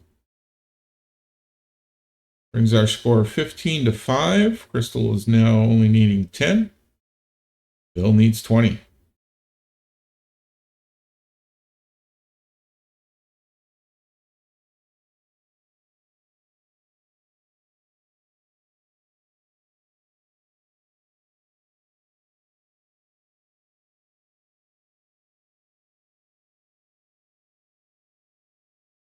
This break winds up dry for Crystal. It's going to bring Wild Bill right up to the table. Got a shot on the 1 into the side here. Should give him decent shape on the 2. It's a little harder than necessary. Still got an angle on the 2, but not as good a one as he could have had.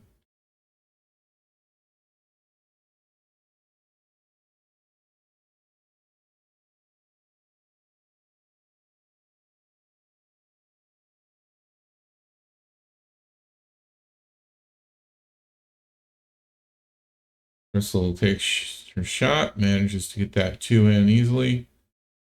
Fortunately, the 4 coming off the 7 gets in the way of her shot on the 3.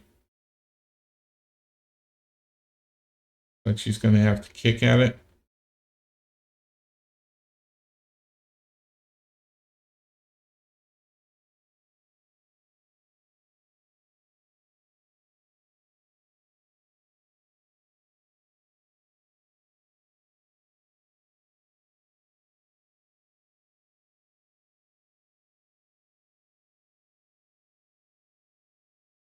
He's going to go for the kick. It's the 7. Going to give Bill ball in hand as he comes to the table.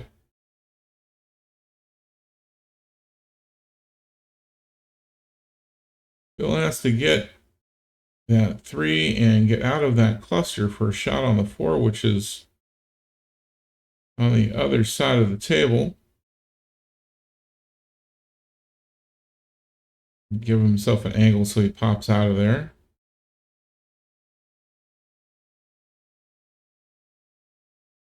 Gets the 3. Has the shot on the 4. I don't think it's the shot he really wanted to have on the 4.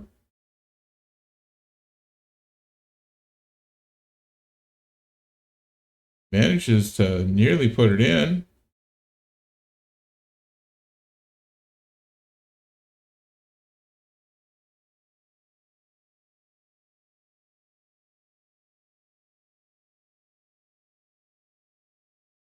Put a little follow on this to avoid the scratch.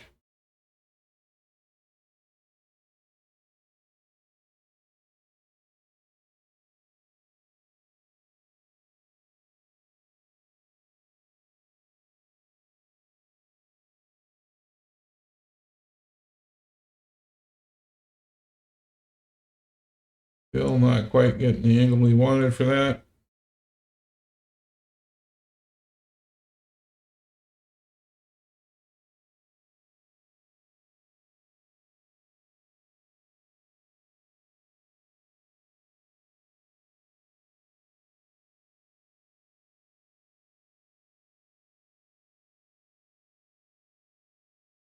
Crystal manages to get the 4 ball into the side pocket.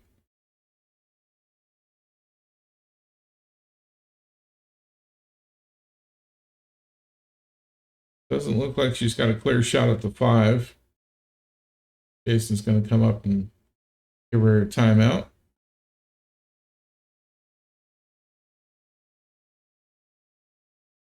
Try and get her lined up on a kick shot here.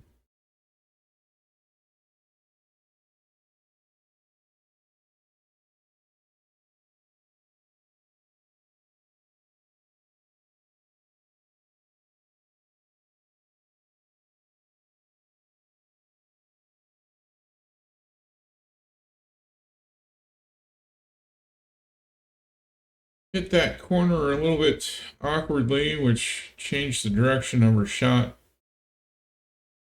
Gonna get ball in hand to Wild Bill.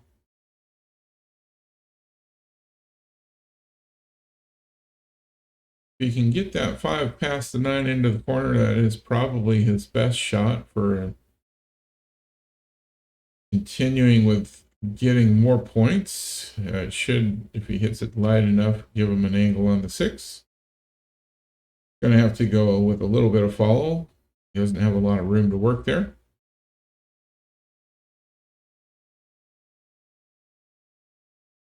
Fortunately, misses his shot. He's gonna give Crystal another shot at the 5 ball.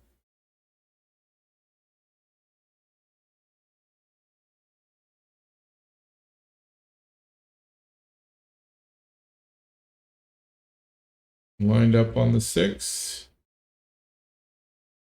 Top shot would keep it where she had a good angle on the 7.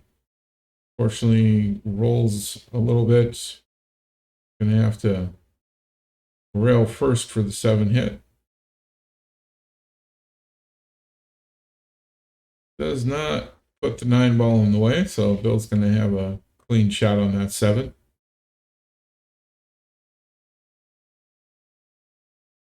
Crystal is within 6 points of winning the match. While Bill makes that 8 or 7 ball without too much difficulty. Nice and smooth. Smooth stroke gets the 8. Was hoping to go a little further down table for a better angle on the 9 into the side. Still not bad. Very doable shot here.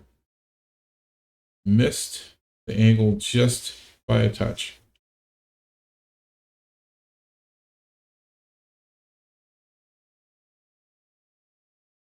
Looks like Orlando coming up to give Crystal some advice on this shot into the side pocket with the 9 ball. The angle of this should take the cue ball up to the short rail. You shouldn't be worried too much about any kind of a scratch. Unless she hits it way harder than necessary and the cue ball goes a little wild. She does not. Unfortunately, also misjudges the angle a little bit. Hitting the corner of the pocket.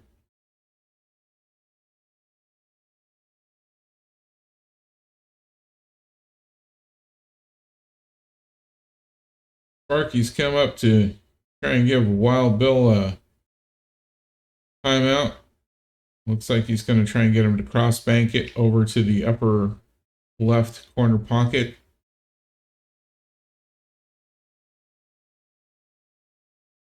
Angles off just a little bit. Scratches.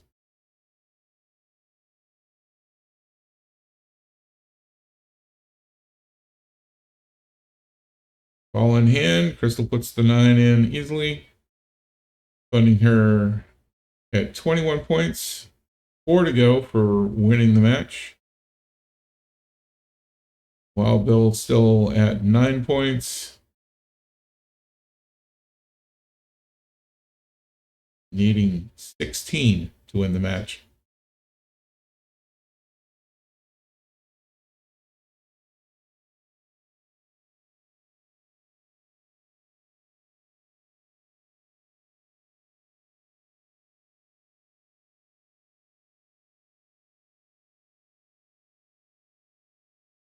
Like a dry break for Crystal this time.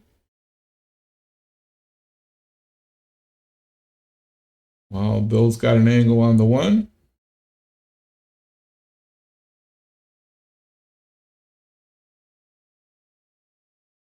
Well, buzz on the table.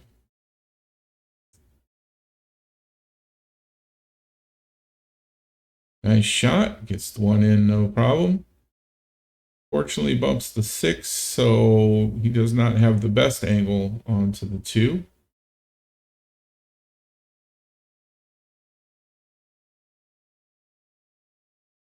Goes for that cross bank again. A lot of traffic for that shot, but didn't have a lot of options either. Gonna give Crystal a shot on the 2. Overcuts it a little bit. Bumps the 9, puts it down on the short rail.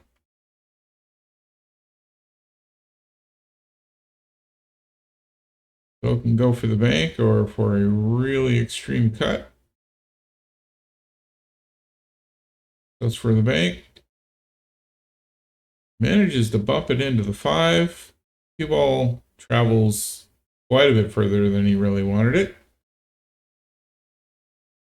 Had that slowed down and stopped a little further to the right, he would have had a beautiful shot on the 2. Instead, he takes his chances.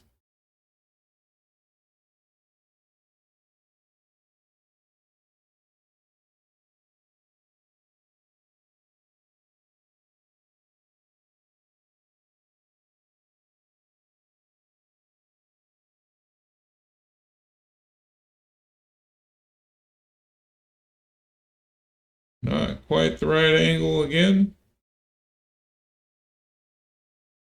Should be a much easier shot for Bill on the 2-ball. Gonna have to try and take it easy here in order to give himself a decent shot on the 3. Went a bit hard with that. Manages to avoid the scratch though, so he does have a shot on the 3 next.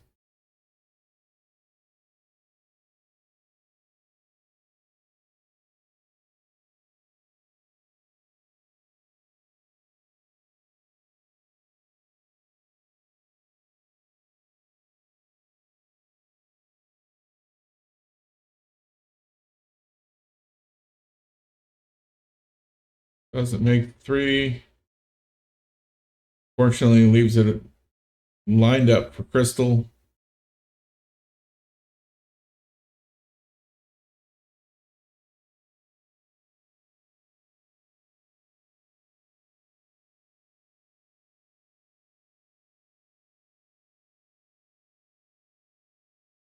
Who makes the ball. He now only needs 3 points. This should go by the 8. Slides with the 8. Have a quick jab at that shot. Got lucky with the leave on that, where the cue ball has the 7 in the way for a direct shot at the 4. Well, Bill's going to have to kick at this in some manner.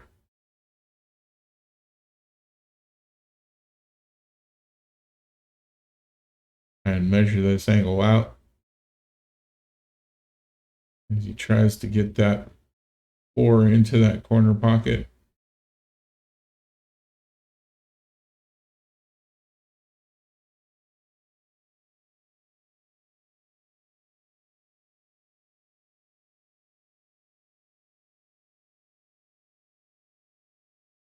Good try at it.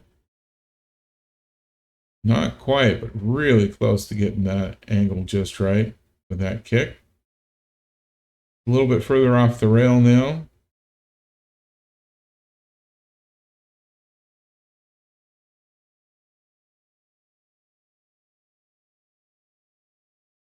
Crystal gets the shot, no problem. Bringing her within 2 points of the win. She's lined up great on the 8. She needs to be lined up great on the 6. Which unfortunately she's going to have to kick at. Nice job kicking at that. Winds up center table.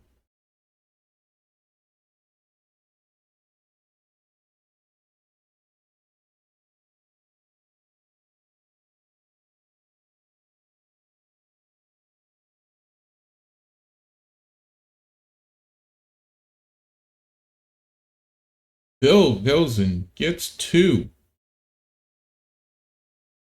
Went for the 6, got lucky with the 8.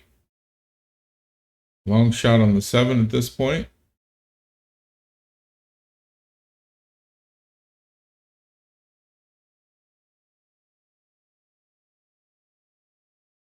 Ooh, narrowly avoids a scratch.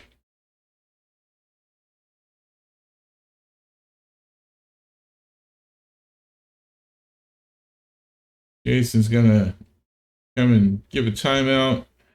Crystal's going to need to try and bank this.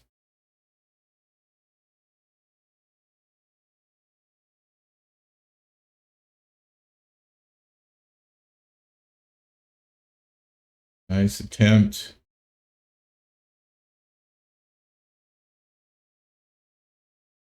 Bill gets to come back to the table, though. Looks like a fairly easy shot into the side for him,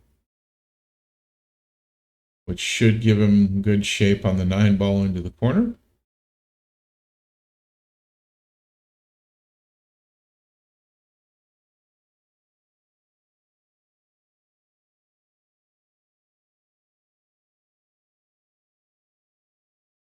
Little harder, but the bump with the 9 in his favor easily puts the 9 away. Brings Bill up to 15, leaving him with 10 to go. Crystal's still at 23, only needing 2 points to win the match. Correction to the scoreboard. After the scorekeepers confer.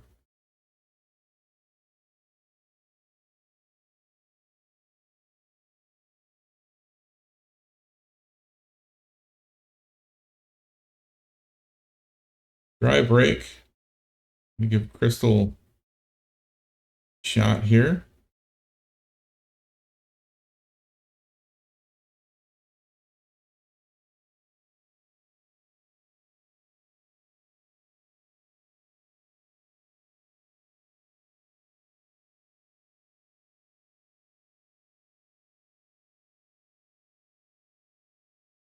Tough shot for Bill on that one. No good angle for it.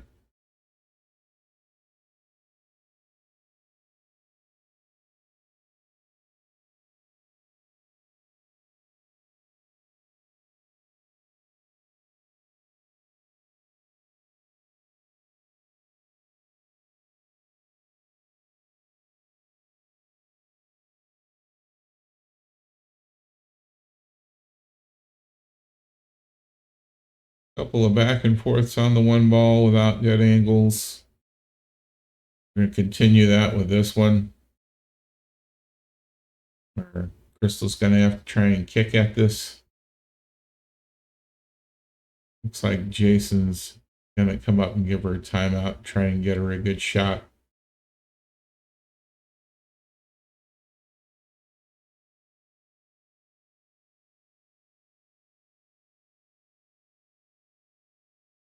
Dirty kicks are difficult. You're going right towards the pocket.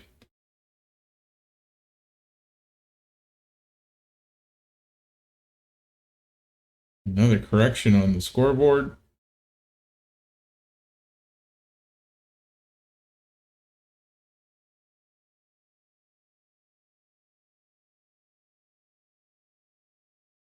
And unable to see how that shot really went other than the results of it.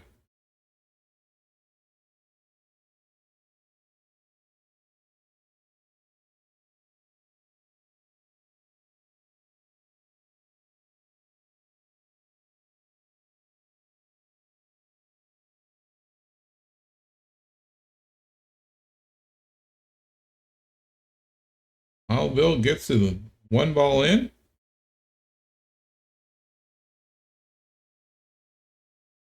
Puts him within 7 of winning the match. Goes for the combo 2-4, gets the 4 in. Unfortunately, does not look like a really great shot at the 2 from here.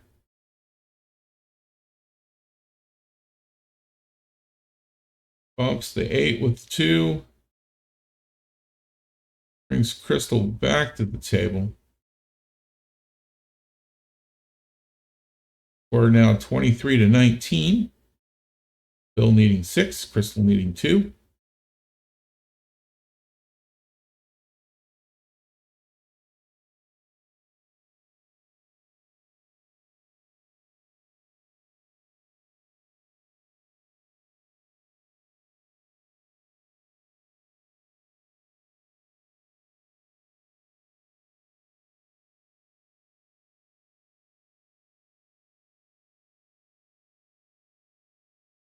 Crystal takes a kick at it. Does not manage it.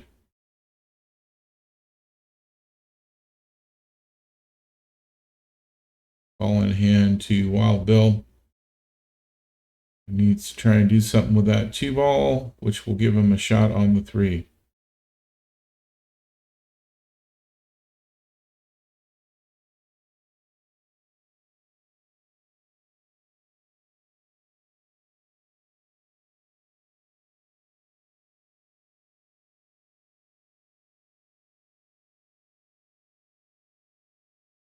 Eddie gets up to give Bill a timeout on this one.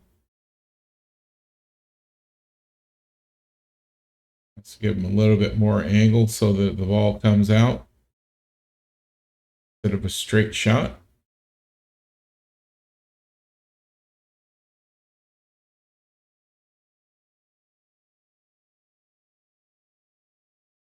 And everybody looking at the see whether or not that ball is frozen to the rail.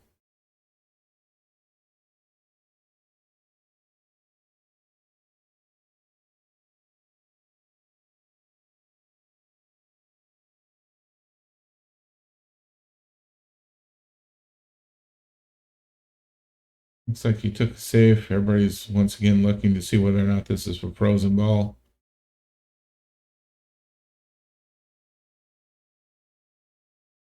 Typically, this should be a neutral third party making a decision as to whether or not this is frozen to the rail.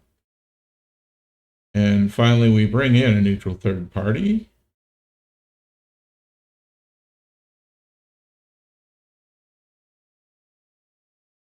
His decision is that that is not frozen.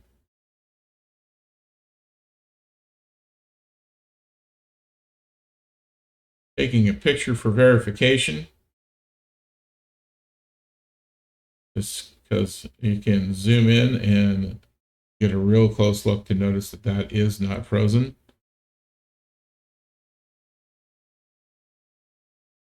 Normal league night, this would not be the way this would go. This is playoffs, so everyone is, of course, a bit more invested in the results of this particular match.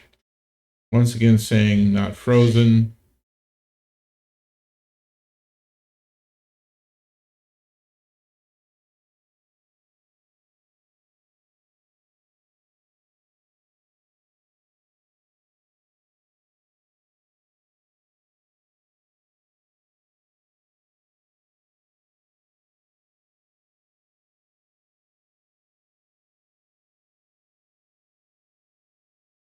I think Crystal's going to try for a combo 2 into the 7.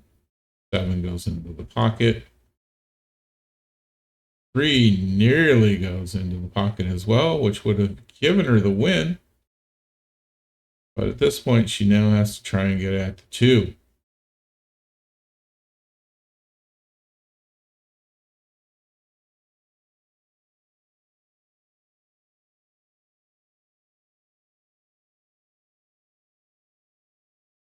Going to be another kick shot.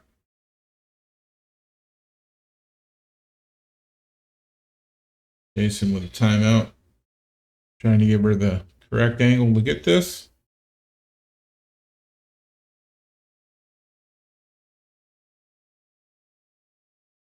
Manages to hit the 2. Legal shot. Doesn't get it to go anywhere.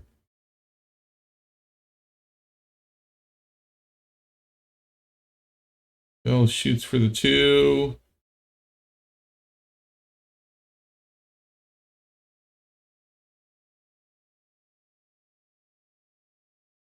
This should be a fairly easy shot for Crystal. Unfortunately, connects with the corner of the pocket instead of the center of the pocket as she wanted. Bill's got a difficult shot. Jason's called in to try and take a look at it. He does not make the angle. Decides to concede the match by putting the 2 ball in for Crystal. That will make the final score of this match 25-19. Crystal over Wild Bill.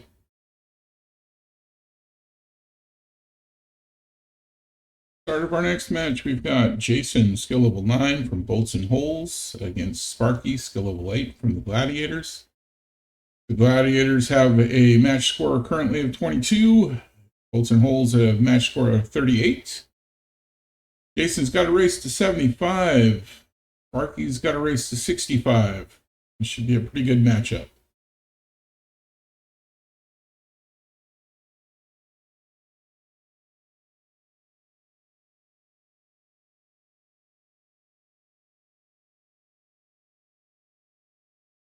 Nice break. Does look like we came up dry on that, though. I'm going to bring Sparky to the table.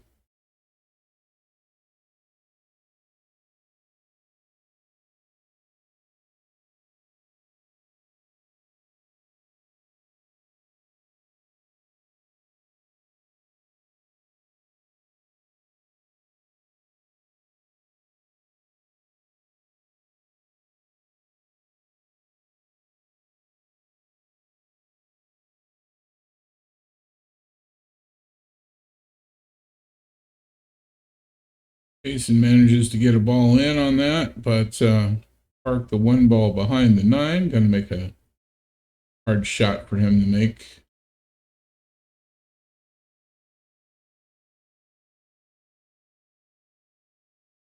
Doesn't quite get it.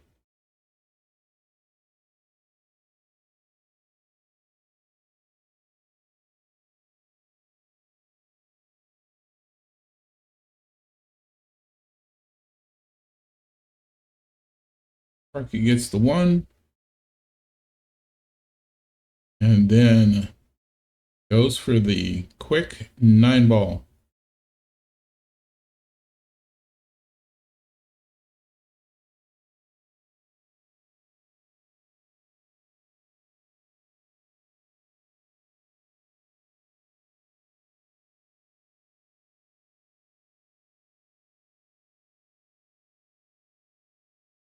Another dry break. Looks like Jason has a path to the 1 ball.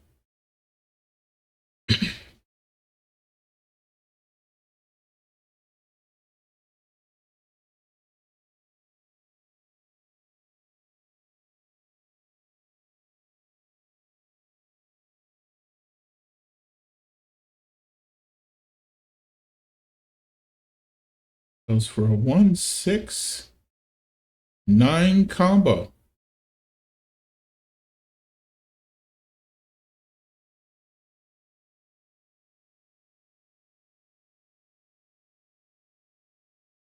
Two racks in, 14 dead balls, score 3-3.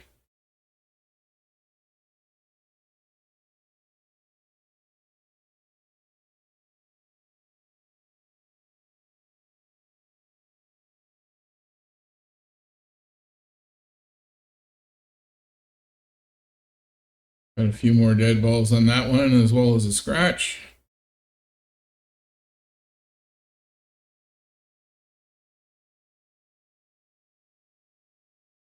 Sparky misses the 1 ball with ball in hand. That does not happen often for him.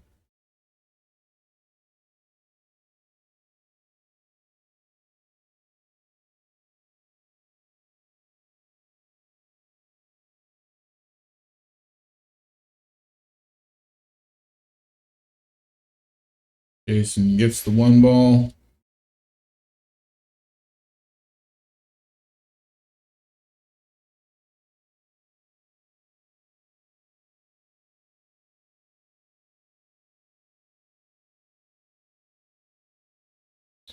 Trying to decide where he wants to go with the 2 here. Needs to get onto the 4 if possible.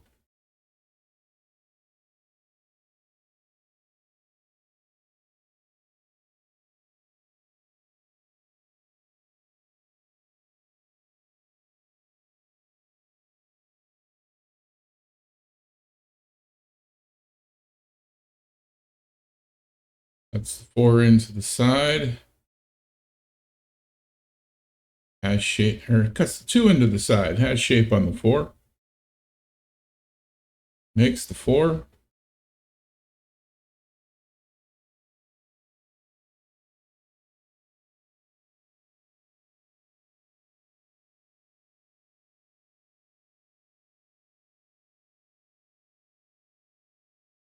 Makes it look easy with the 5 and getting shape onto the 6.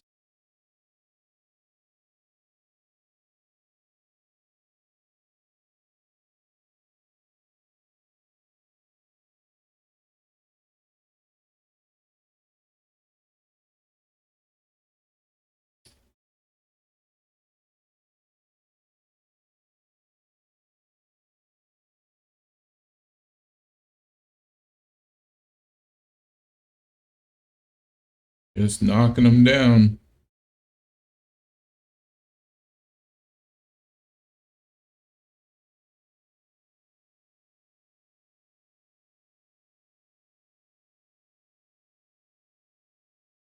And the 9 ball.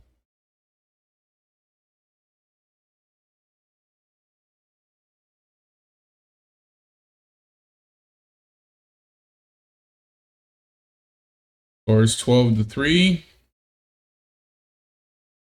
Sparky's racking.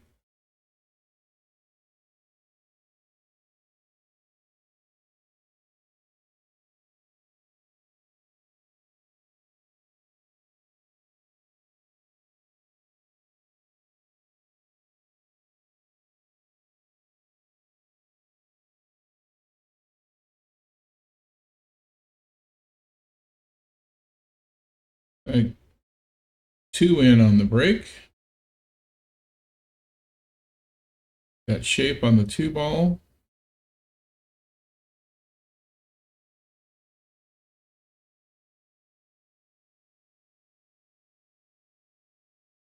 Misjudges the angle,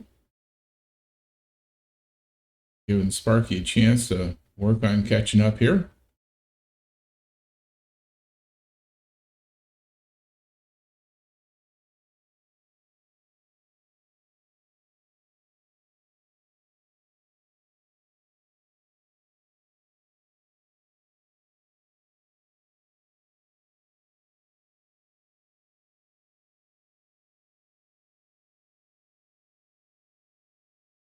I think Jason bumped that 8. He would not have gotten a legal hit otherwise.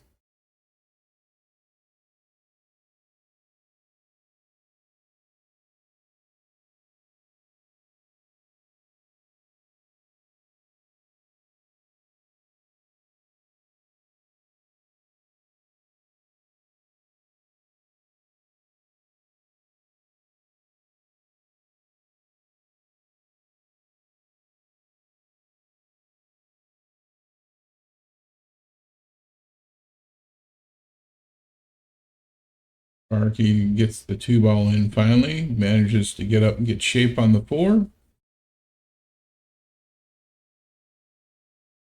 Plenty of draw on that to get back for shape on the 5. Rattles the 5 in the pocket.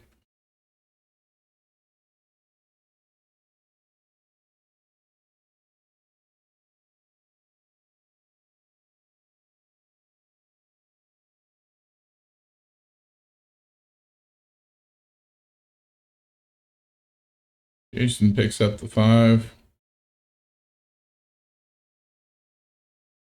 The 6.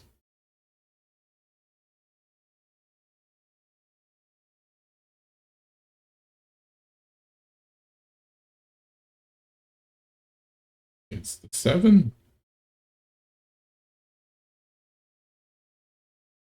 Not really the angle I would have wanted on the 8, but Jason is a much better shot than me. Almost gets it with the cue ball as it bounces away.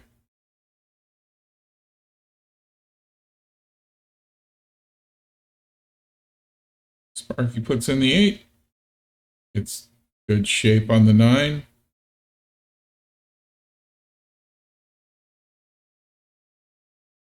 And puts that away. Jason's turn to rack.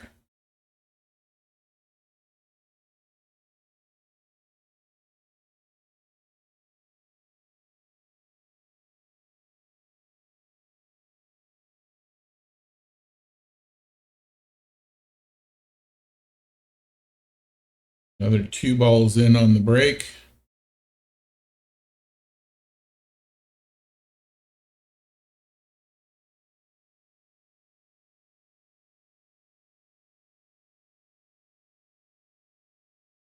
And sinks the 9.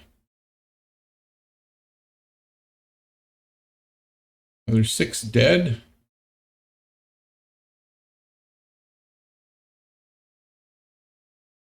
Score now 17 Jason, 12 Sparky, 21 dead balls.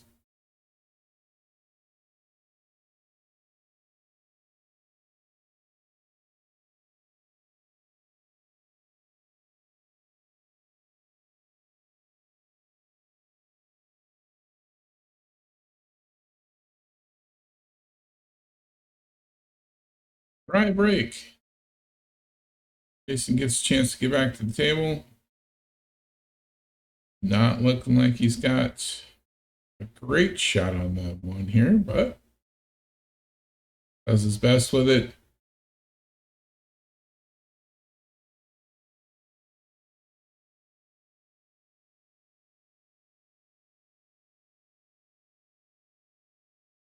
Sparky puts in the 2 with the combo off of 1-2 combo there.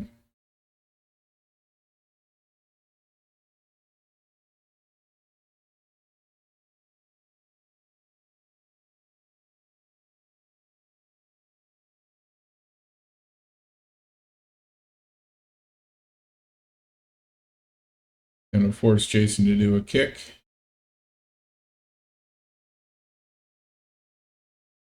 Misses it completely.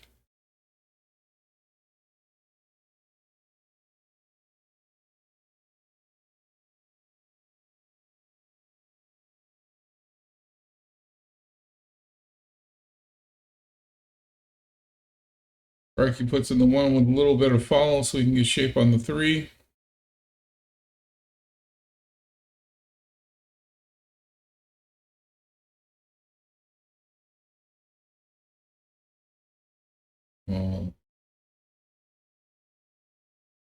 Bottom left to come back from the 3 for the 4 in the side.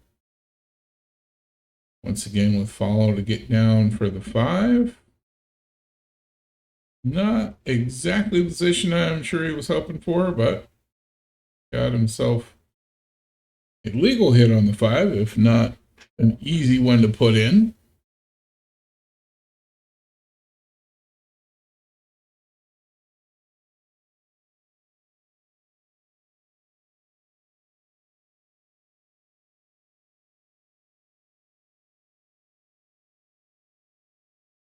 Not sure that was what he was after.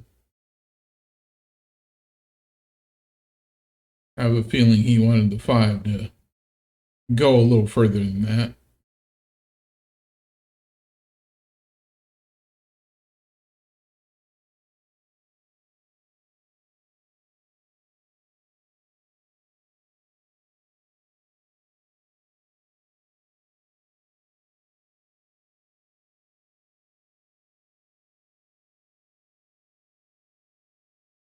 Sparky puts the 5 and the 6 in a row real quick.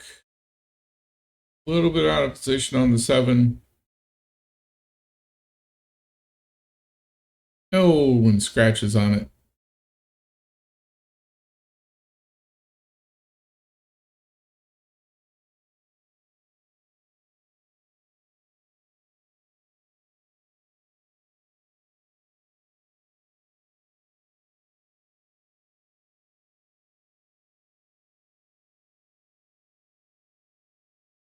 All in hand for the 8. Nice stop shot. Should be another for the 9. That'll make it 20 to 18.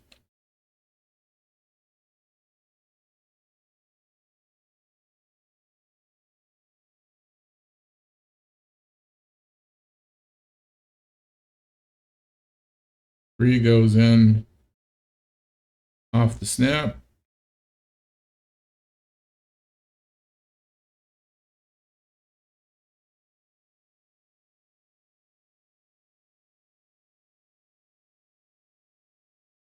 Jason's going to have to kick at the 1 ball.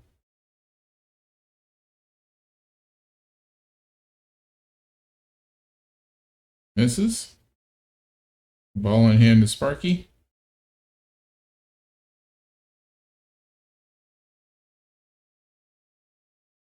I think he's going to go for the corner and float on up for the 2 ball.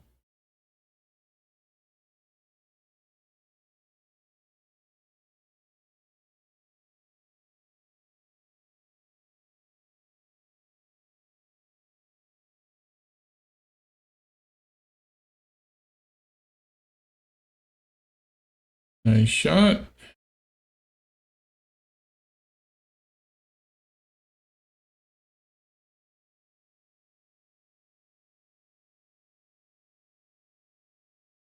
It's the 4. onto the 5. Thought it was going to stay there for a second on the table, the way it rattled back and forth a couple times.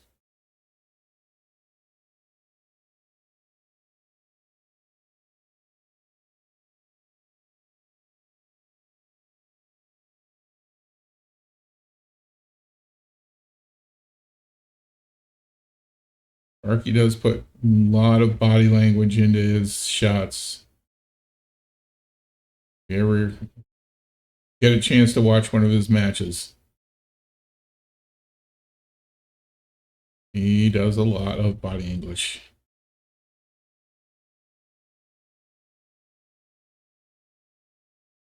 Oh, Jason tried to take a nice slow shot on the 6 and didn't get the angle.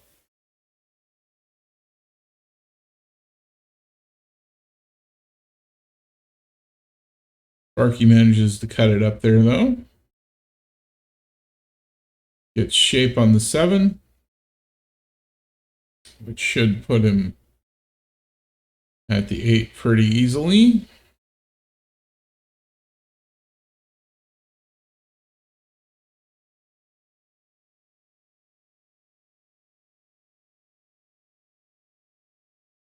There he goes. Right down where he has easy shot at the 9.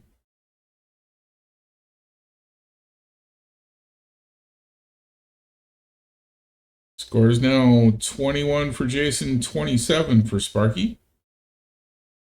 Sparky does only have to get to 65, where Jason has to get to 75.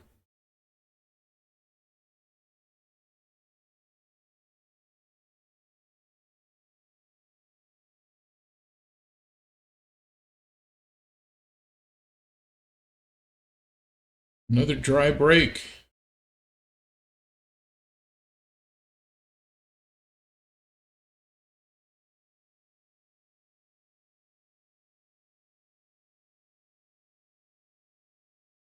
Oh, Jason rattles the 1 in the pocket and leaves shape for Sparky.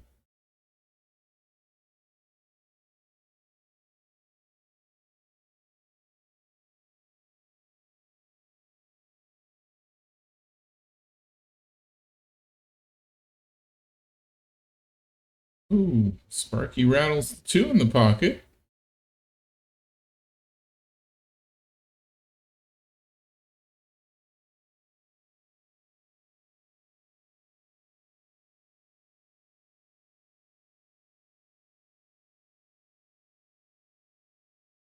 Jason manages to put it away. Is he going to get good shape on the 3?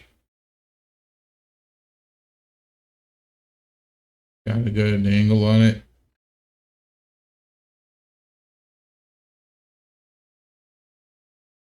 Doesn't hit it quite right, though.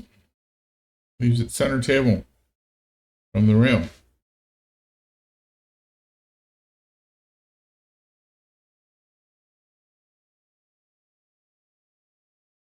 Oh, Sparky rockets it up into the upper right corner pocket and the cue ball into the side.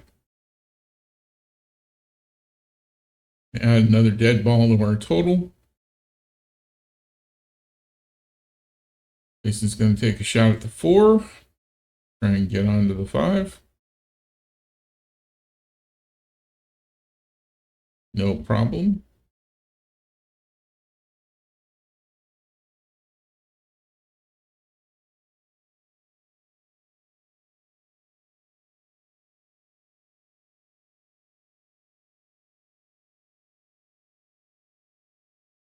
Looks like he's going to put some draw on it to try and get back for the 6.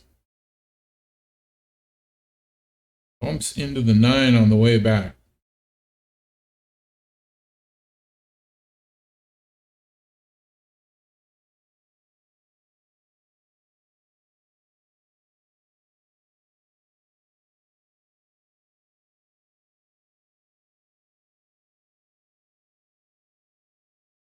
It's a safe on the 6. He's going to give Sparky a shot at that. Defensive shot did not get exactly where he wanted it to be, but Sparky's got a long shot at it. He manages to make it look easy.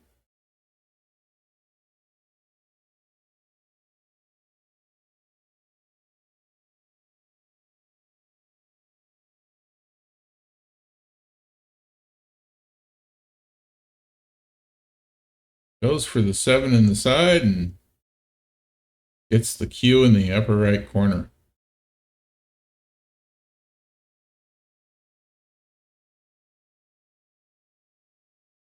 Jason gets ball in hand. I think he's going to go for that upper right corner.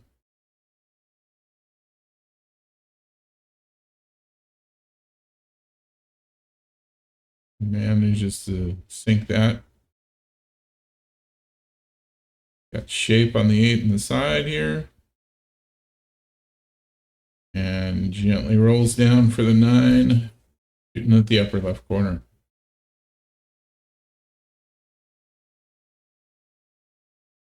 Bring our score 28-29. Sparky's still in the lead.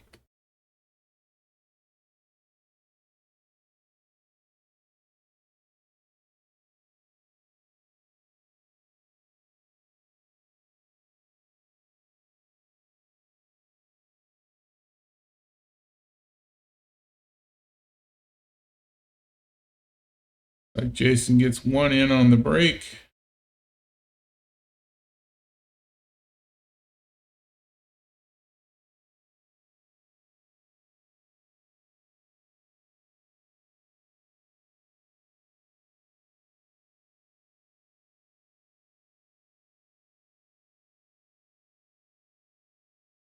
Taking his time to see if the 1 will go by the 2 and get into that corner pocket.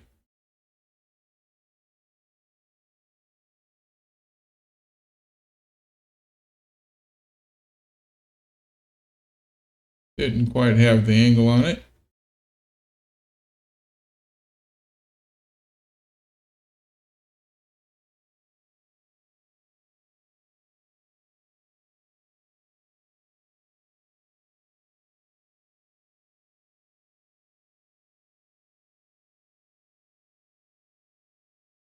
Sparky goes for the 1 and then the 2.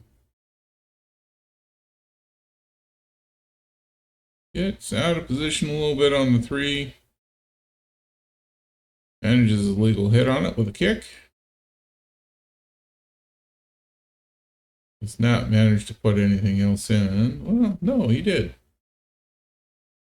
Got a ball in while he was in front of the camera. Gets the 3 in on the 6 ball now.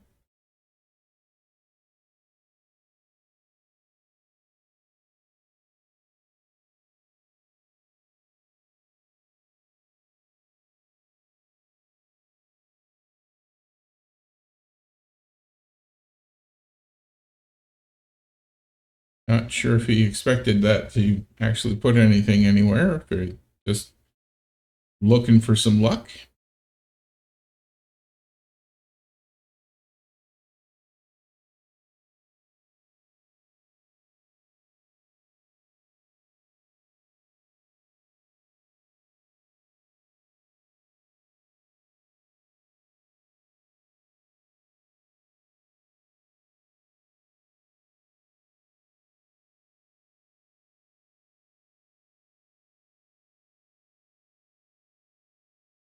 Jason goes with a defensive shot. I think he wanted a little more oomph on that one. That 6 a lot closer to the short rail.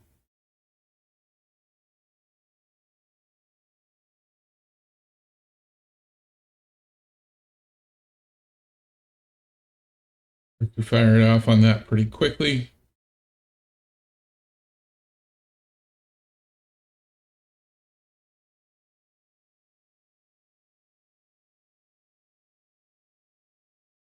The 6 ball just does not seem to want to go in for anybody. Sitting in front of a pocket though this time.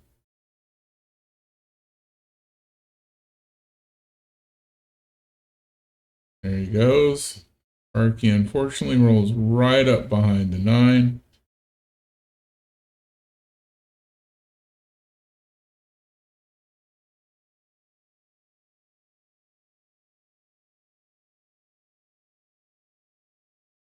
gonna kick at this. If he can't connect with the 7. Next with the 9. Pockets the 9 ball. It's going to have to be spotted. Jason's going to have ball in hand for the 7.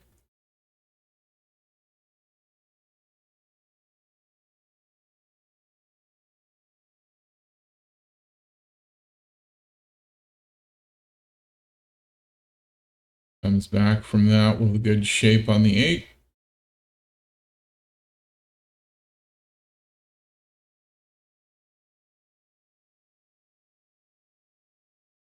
Some draw on it. Nice shape for the 9 ball in the corner.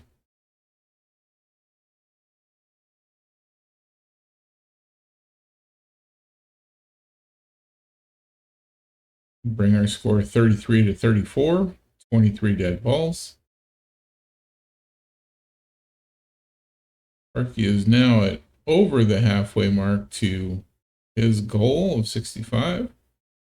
Jason is a little under his halfway mark to his goal of 75.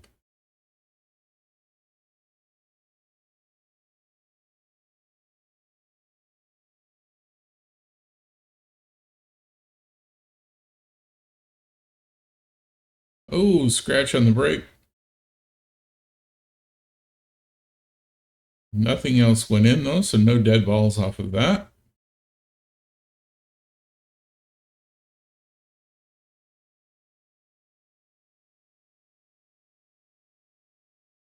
Gives Sparky a chance to capitalize. Increase his lead if he can.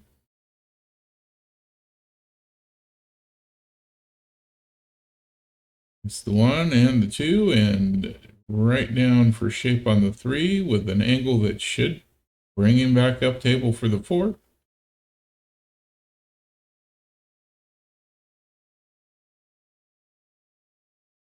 No problem.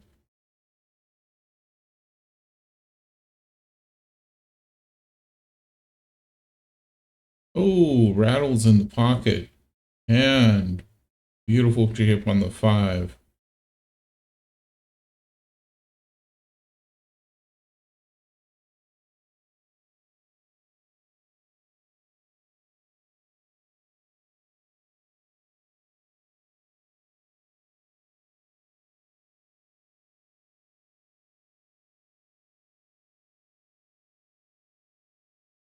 He just does a slow roll, gets the 4 into the corner. A long shot at the 5, but fairly straight shot. He's putting some follow on it. Bumps the 6 into the 9.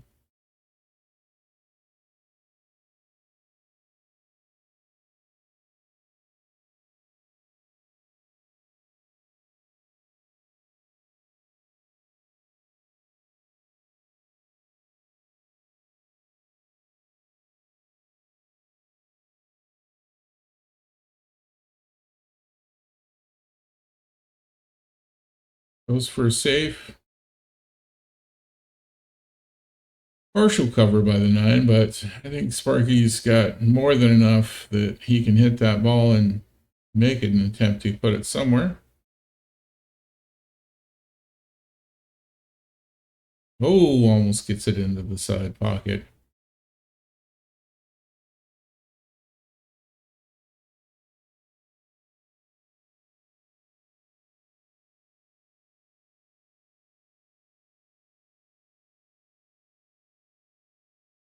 Jason gets the 6. Lines up on the 7.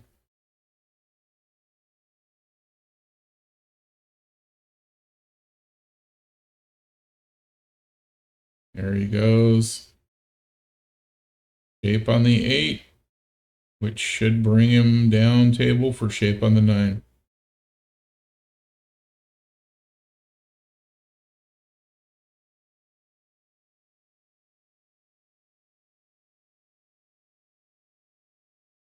Yep. Stuns it. Lines up with Beautiful shape on the 9 for the corner. And puts that away. Brings our score 40-37. Jason finally getting back out in front here. Although with the difference in the race, he is actually still behind. He should have at least a 10-point lead on Sparky if he wants to win this.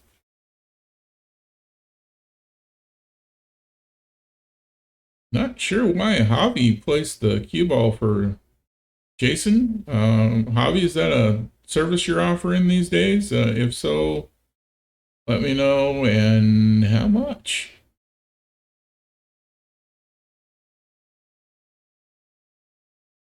On second thought, maybe not. That's a dry break.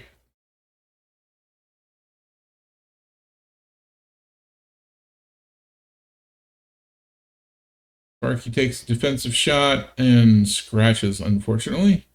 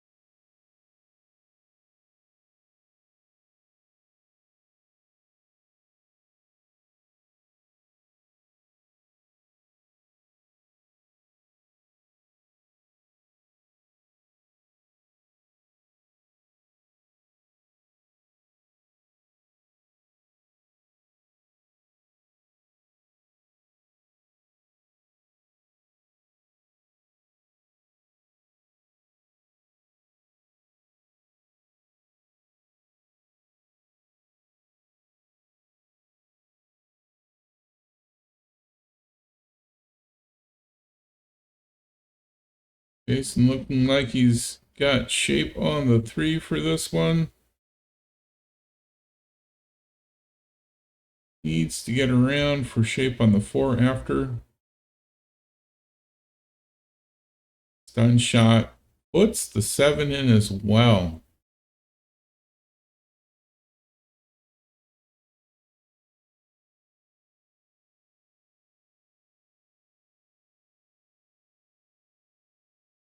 No problem on the 4. He can hit the 5.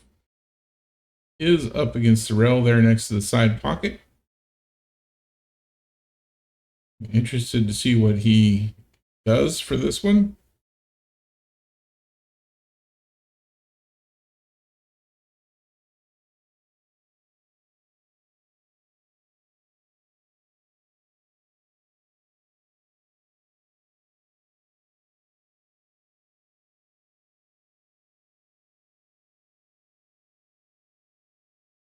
Well, I think he was trying for the bottom left corner.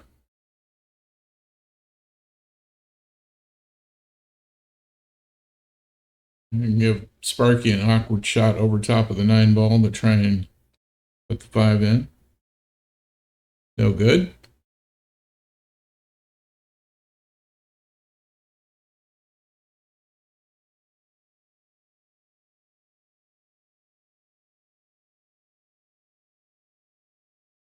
Jason comes back to the table, gets the 5 in, lines himself up for the 6 with good shape.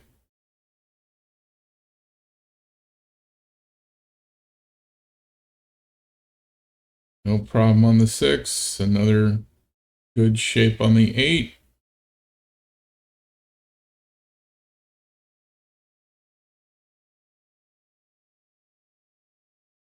Making it look easy.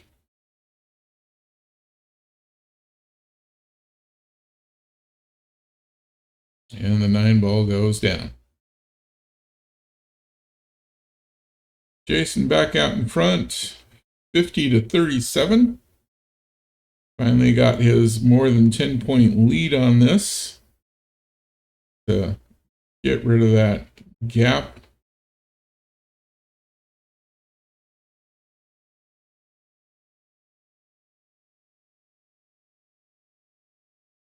Needs to maintain least this kind of a lead in order to have a comfortable margin when it comes to his chances for winning against Sparky.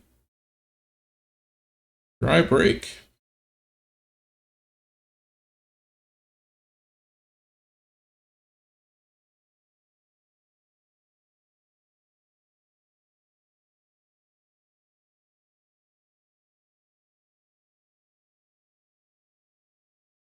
Ooh, that's an odd roll.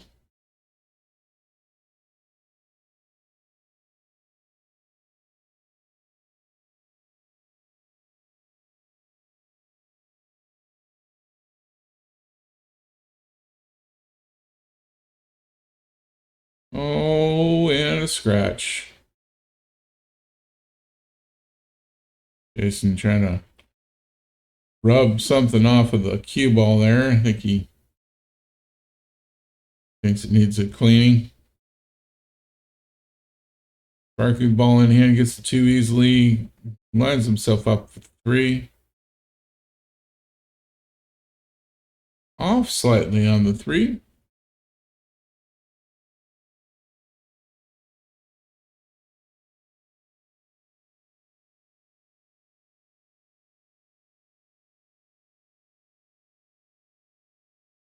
Jason manages to put it away though and get good shape on the 4. Shouldn't be too difficult for him to get shape on the 5 from here.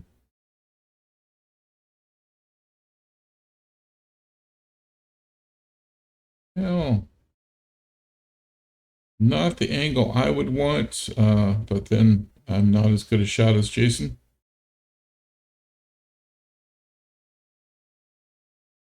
And Jason scratches. Ball in hand for Sparky.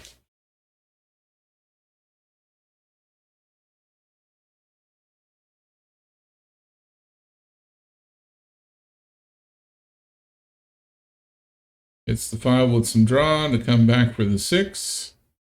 Right up against the rail though. I have to go with follow on that.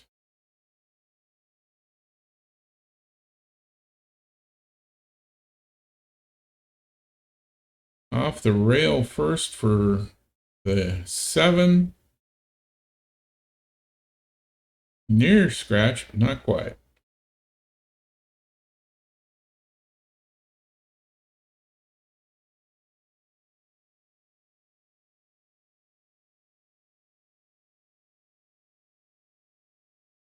No problem cutting that into the corner for Jason. Great shape on the 8. And great shape for the 9 to follow that up.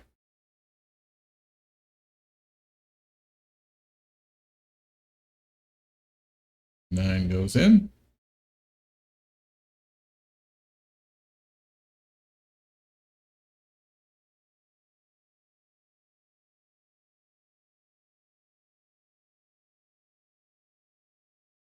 Oh, balls flying. One legal hit, one legal drop, one off the table.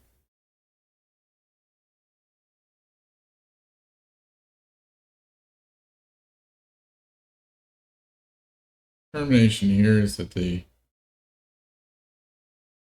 2 is going to get set up as a dead ball. I believe the rule book says that balls that come off the table in 9 ball are dead. In 8 ball, they would be spotted. Jason goes for a safe.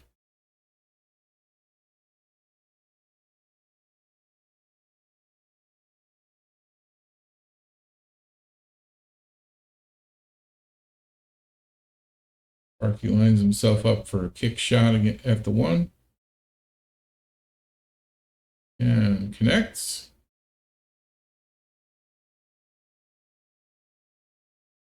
Almost gets safe behind the 7.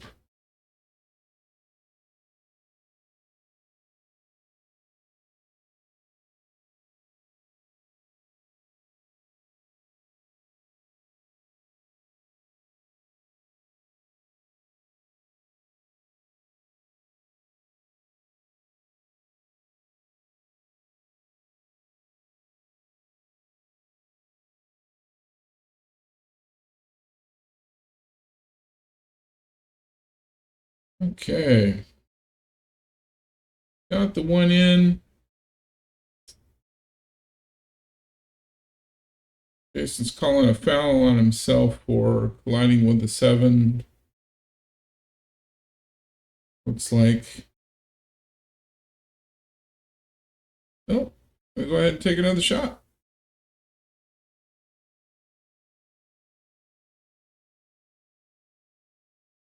Kind of hard to see exactly how that 7 was hit. Orlando's going to come up and give Jason a timeout. If Jason hit the 7 with the tip of his cue after shooting the cue ball, that is not a foul. Should check with his opponent and put the 7 ball back as close to original location as possible. Cue ball had hit the 7 after it had moved, and he had accidentally moved it with the tip of his cue. That would constitute a foul. The 7 ball's being left right where it is, though. So not 100% certain what happened with that shot.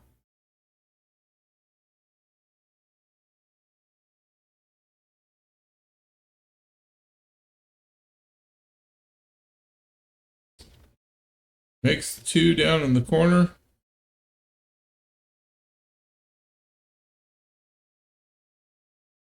Follows it up with 5.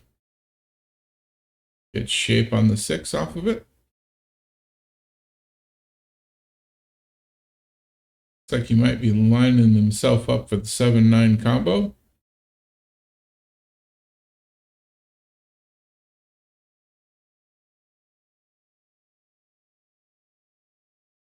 Does still need 15 points. Slow rolls that. Doesn't connect with the rail after the hit. That's going to give ball in hand Sparky.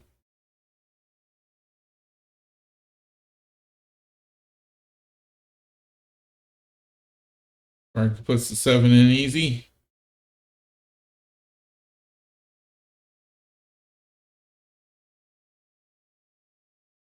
Eight ball as well.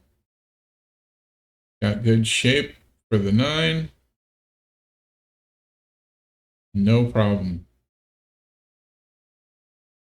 Scores now 60-45. Jason needs 15 more. Sparky needs 20.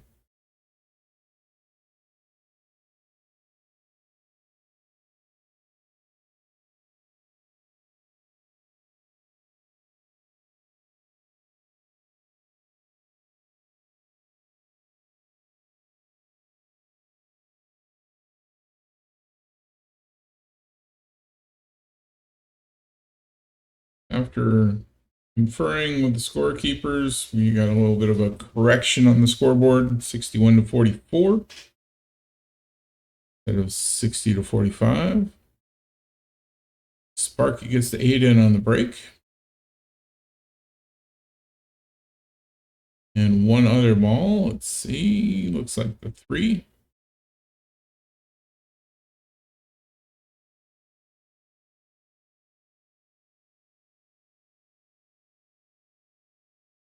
Goes for the legal hit on the 1 ball.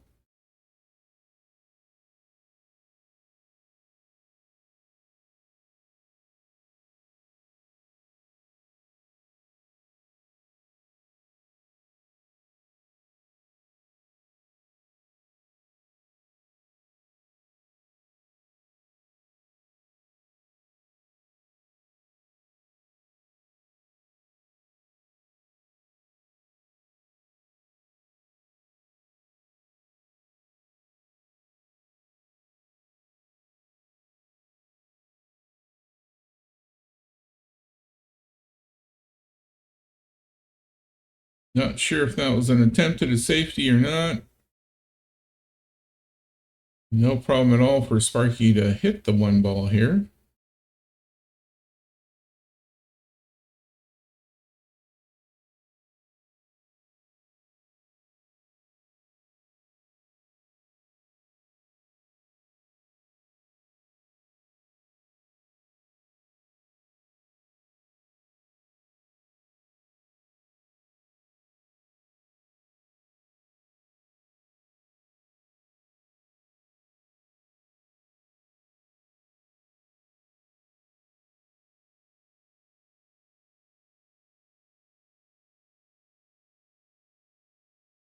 Two-rail kick, manages to connect with the one ball.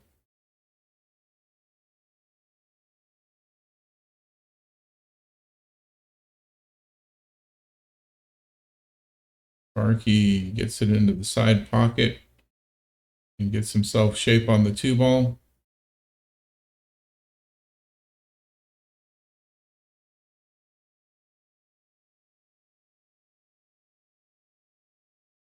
No problem with the two ball. Lined up on the 4. Coming back down table for the 5. Well, if it wouldn't have collided, it probably would have gotten a little bit better shape.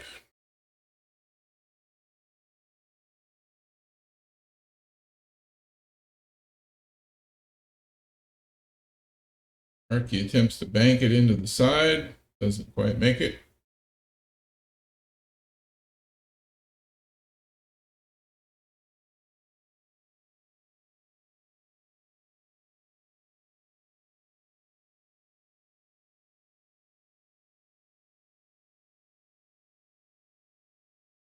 Jason cuts the 5 ball up into the corner pocket. He's going to go for another cut on the 6.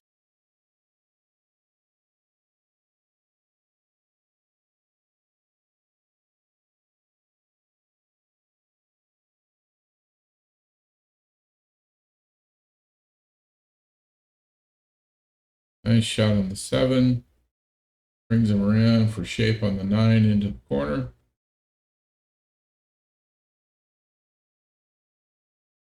And finishes this rack up. 66-49. That's going to put Jason within 9 points of winning the match. Sparky is still looking at 16 to go to win the match.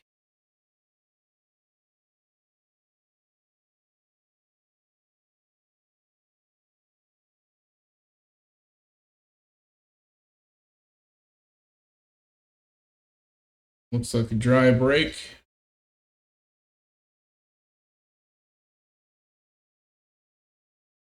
Not a great shot on the one ball here, but Sparky puts it in, making it look easy.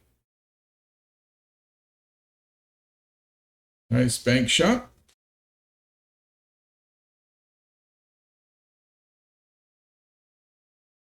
Catches just enough of the 2. A good legal hit and a decent safety.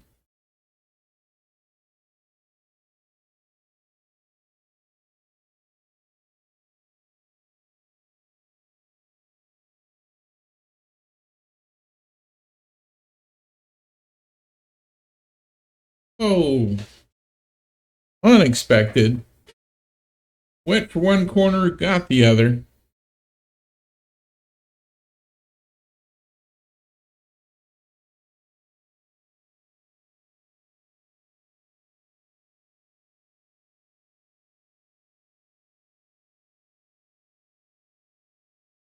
Defensive shot there. Putting the 3 up opposite end of the table from the cue ball.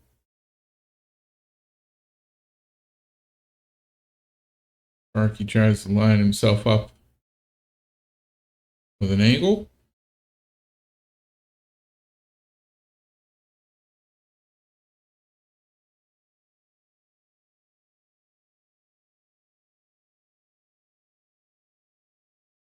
Manages to connect with the 3.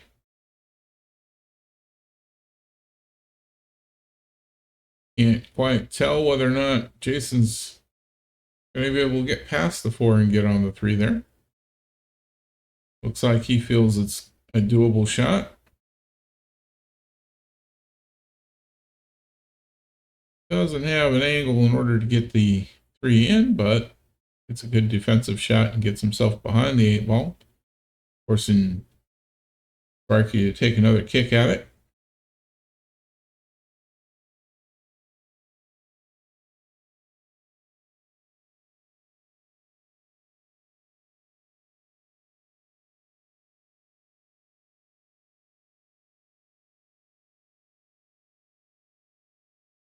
Manages to hit the 3 again.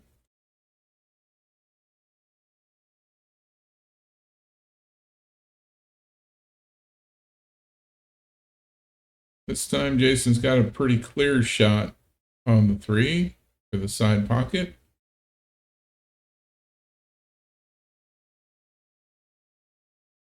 Eight ball slows the cue ball down. Doesn't give him a great shot on the 4. Jason decides to go for the defensive shot and just put some distance between the cue ball and the 4 ball. Sparky does the same.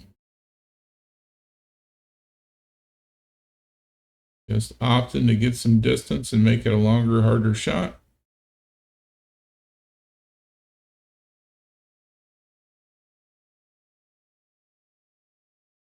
Jason puts some draw on that cue ball and unfortunately scratches off of the 4.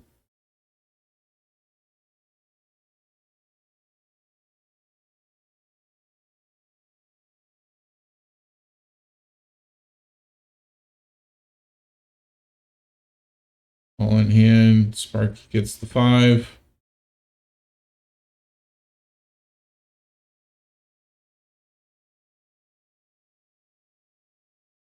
Easy roll 1 to the 6.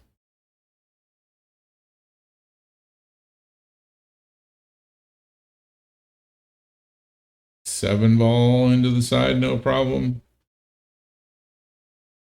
Once again, making these look easy.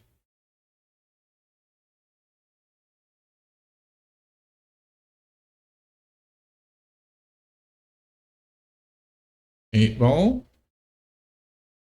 Good shape on the 9. And manages to put that away. Brings him up to 56.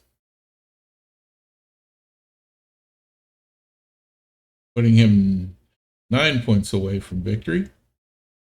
Jason is only 7 points away from victory with 68.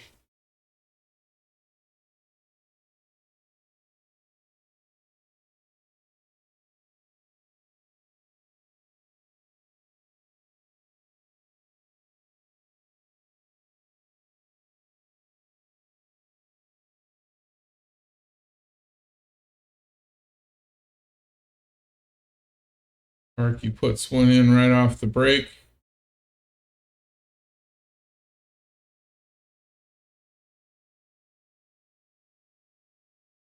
Fortunately, the cue ball as well.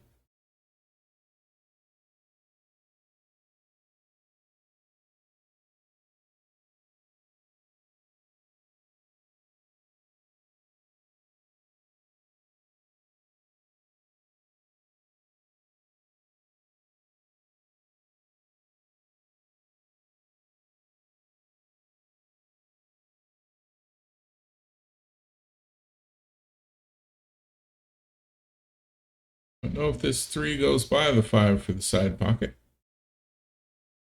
Should go by the 8 for the corner, but that is a long shot.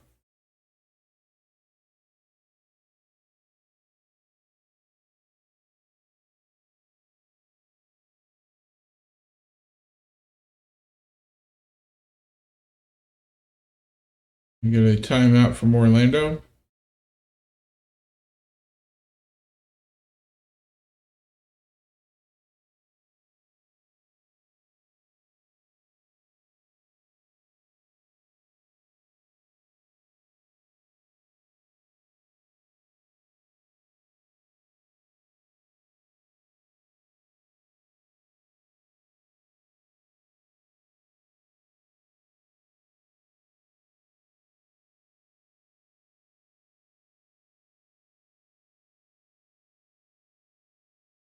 I think he was trying to go for a bank on that and get the 3 in by the 9, but the 8 ball got in the way.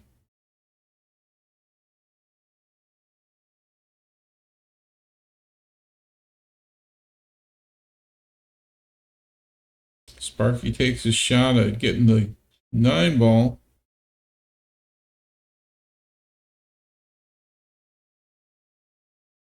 Hard to blame him.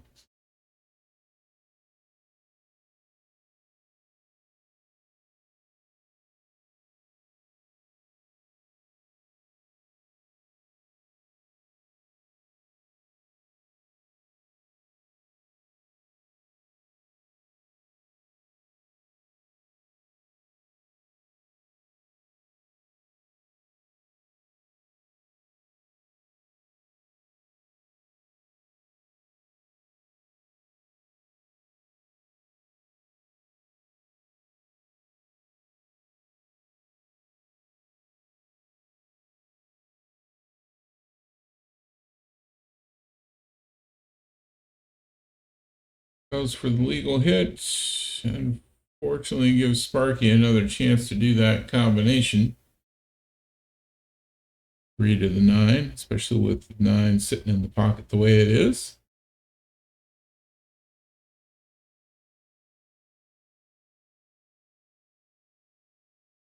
And he gets it this time. And add another 6 dead balls to the total. Score is now 69 to 58. Jason needs 6. Sparky needs 7.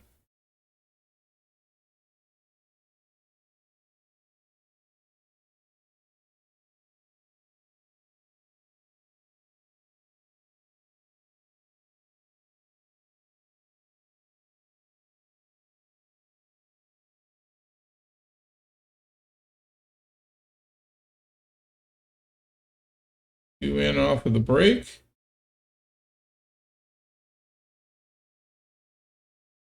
And shape on the 1.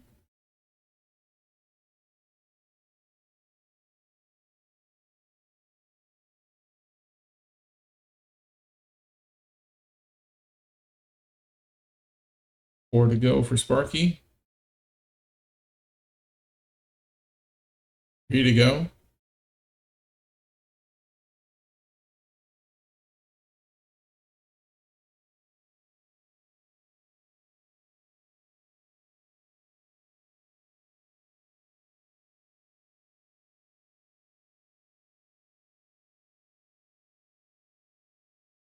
Oh, missing on the 3.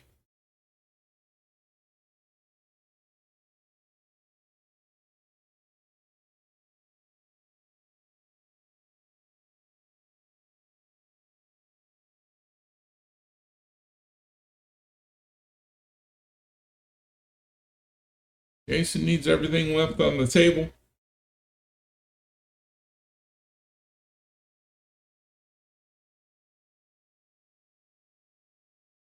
Manages to get the 3 in.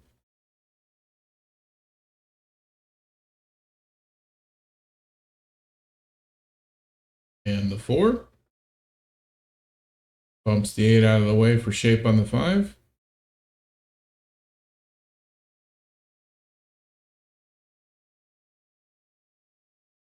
Hits the 5. Bumps the 9 into the 8. One's going to be tough. I have to try and cut that up to the upper right corner pocket. In fact, he's asking for some advice. Get a timeout.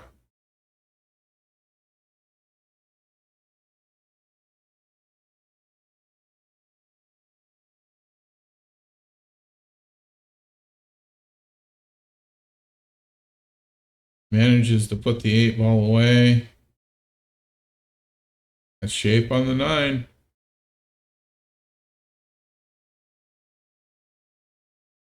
And makes the 9 ball.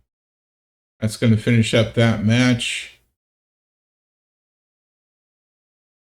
With that, the final score is going to come to 50 for Boats and Holes.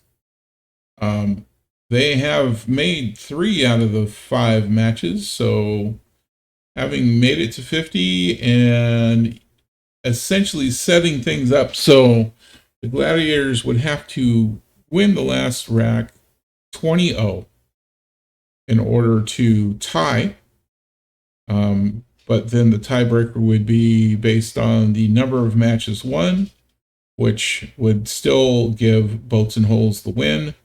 The final fifth match was not played for this playoffs. Thanks for watching, everybody. Please like and subscribe. See you at the next video.